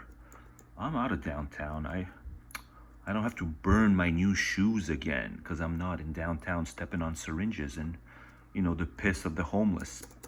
But you know, it's no thanks to these types. No, if it were up to these types, I'd be an even bigger wage slave than I already am. But I turn down salary kind of thing because the salary kind of thing just squeezes you without paying you as proportionately as the wagey squeeze. Is Melania a true believer? I don't think Melania is a true believer. I think Melania is just kind of Eastern European dame who found herself kind of in over her head. Eastern European dame. Melania. Ivanka. Well, Ivanka's friends with Kim. Ivanka's friends with ass women, so Ivanka's probably not a true believer. There's too much. There's no way those two could be friends if I don't know, maybe ass woman just is that daft, and maybe they could just turn off all their other parts of their brains off in terms of what they believe, as long as like they agree on the fashion. So they both like fashion, so they can like be friends even if they have wildly different ideologies. But let's see, who else is in MAGA world that we can kind of do a drive-by neg at here? I mean, is he a true believer? Does he believe in himself as the only force that can restore the greatness of America? Does he really believe it? He's also a hard, I don't know. Like, he knows his ass is on the line, but does he really think he's in a position to save America from the evil progs better than anyone else? Like, I don't know. He's probably smart enough to realize, no, he's poured a lot of gasoline on that flame. That was a flame before him, but he's done nothing but pour gasoline over it. Because he endeavors to appeal to those who want to feed on the worry of the libs. Not just own them, but they want to feed on the worry. Like Jones said, like the weasels just feeding on him in that Schop like segment, Dream. Well, let's see. We got to go out of the images and see who's some of the ones in the headlines. But yeah, that's kind of my endless fascination with it. I'm not worried about it. It'll be the funniest and the saddest and the most pathetic day if he wins in the history of American politics. Funniest, absolutely. Saddest, yes. And the most pathetic. A turned felon, yes. Oh, God. I guess I'm not going to see any images of any of his allies. Who are some of his other allies that would be hard to... Yeah, you can just, comment, say whatever you think. Like, all the MAGA regulars. Like, I'm sure Giuliani is not a true believer. like Sean Hannity, Tucker Carlson. No, none of them are true believers. The true believers really are the, I don't want to say mouth breedy. I've said mouth breedy one too many times. You know, the types of, I don't know, the types of people who think that like it's charming to give people fist bumps. The fist bump people. Those are probably the true believers. Maybe Jim is a true believer because he thinks only Trump can bring him luxury, greater levels of it. But yeah, the true believers are the types of knuckleheads who like to fist bump, but not most of the party operatives. Most of the party operatives, they're just reading party scripts because that's what you do in America. You read party scripts. God, yes. Guardian, why is this 7 days ago? Has transformed, what is it? Republican, like they're spinning headlines like it's 2016, not 2024. Has transformed into the Trump MAGA party. I mean, Guardian, you're so fucking underwhelming. Your titles are like the shit that even by 2016 should have been passed. I was like, tell me what else you got. Tell me what else is new. Who's Jim? Of course people stare. We're black in Poland. Of course we walk around with pepper spray. We're black in Poland. Of course the picture for our residency got denied because we had an afro. We're black. Oh, I guess that's why that's the excuse, right? That's the excuse for this kind of stuff. No, you do this kind of stuff because you just think you can get away with it, right, bud? Because we had an afro. We're black in Poland. Of course nobody's going to believe our experiences. We're black in Poland. Of course we know every other black person. You're so cool, you're not even going to take your headphones off. All right, another vertical one to end the video. No horizontal phone hand holding, it's vertical. So you can see the epic tentacles. Ow. Yeah. But you know, he said sisters, but you know, no, I just didn't look close enough. That ain't no sisters. That's just a really, really, really, really, really, really racist twatter, probably. You know, replete with laugh track. That's just modern day laugh track, is these, you know, either sweating, which I'm not against, but the laugh cry emoji. The laugh cry emoji is just the most overused thing in history. It's a monstrosity of its own. But yeah, you know, they're not sisters. This is just, you know, it's just really racist. Maybe I should put this at the beginning and correct it, but yeah, I'll correct it as hour 3 approaches. But I really did think it was sisters initially, so I'm not racist. I just didn't look close at the anatomy, but no, they can't both be chicks. I think I saw a beard. And even black chicks don't grow beards this thick. You know, you almost can't complain if you make... I still stand by that, though. Make sounds like that, like you almost can't complain. I agree. Why? Yeah. Why? But I'm missing the photo. But they're not sisters. One of them's clearly a guy, right? And plus, there's no tits. You know, maybe it's a trans sister. Maybe it's a trans sister. Oh, but yeah, oh God, you people don't realize, like, we're all supposed to despise laugh tracks. This is just a modern equivalent of a laugh track. There's no way that many people laugh, and especially laugh with tears rolling out of their eyes. But, you know, because they want the person they're mocking, they want to make them feel like the joke's on them, they just kind of just do more emojis pretending we're laughing so hard that tears are coming out of our eyes. Yeah, we're just a pretend. That's all America is. It's just pretend nation. Pretend. Pretend to make the other people try to make them feel bad about themselves. Yeah, but she is a sister. Oh boy, is she ever a sister.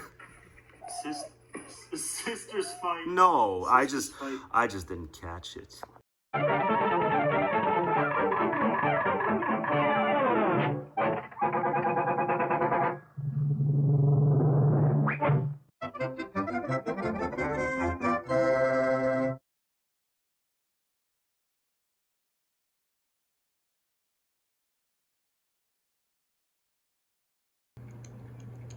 Again?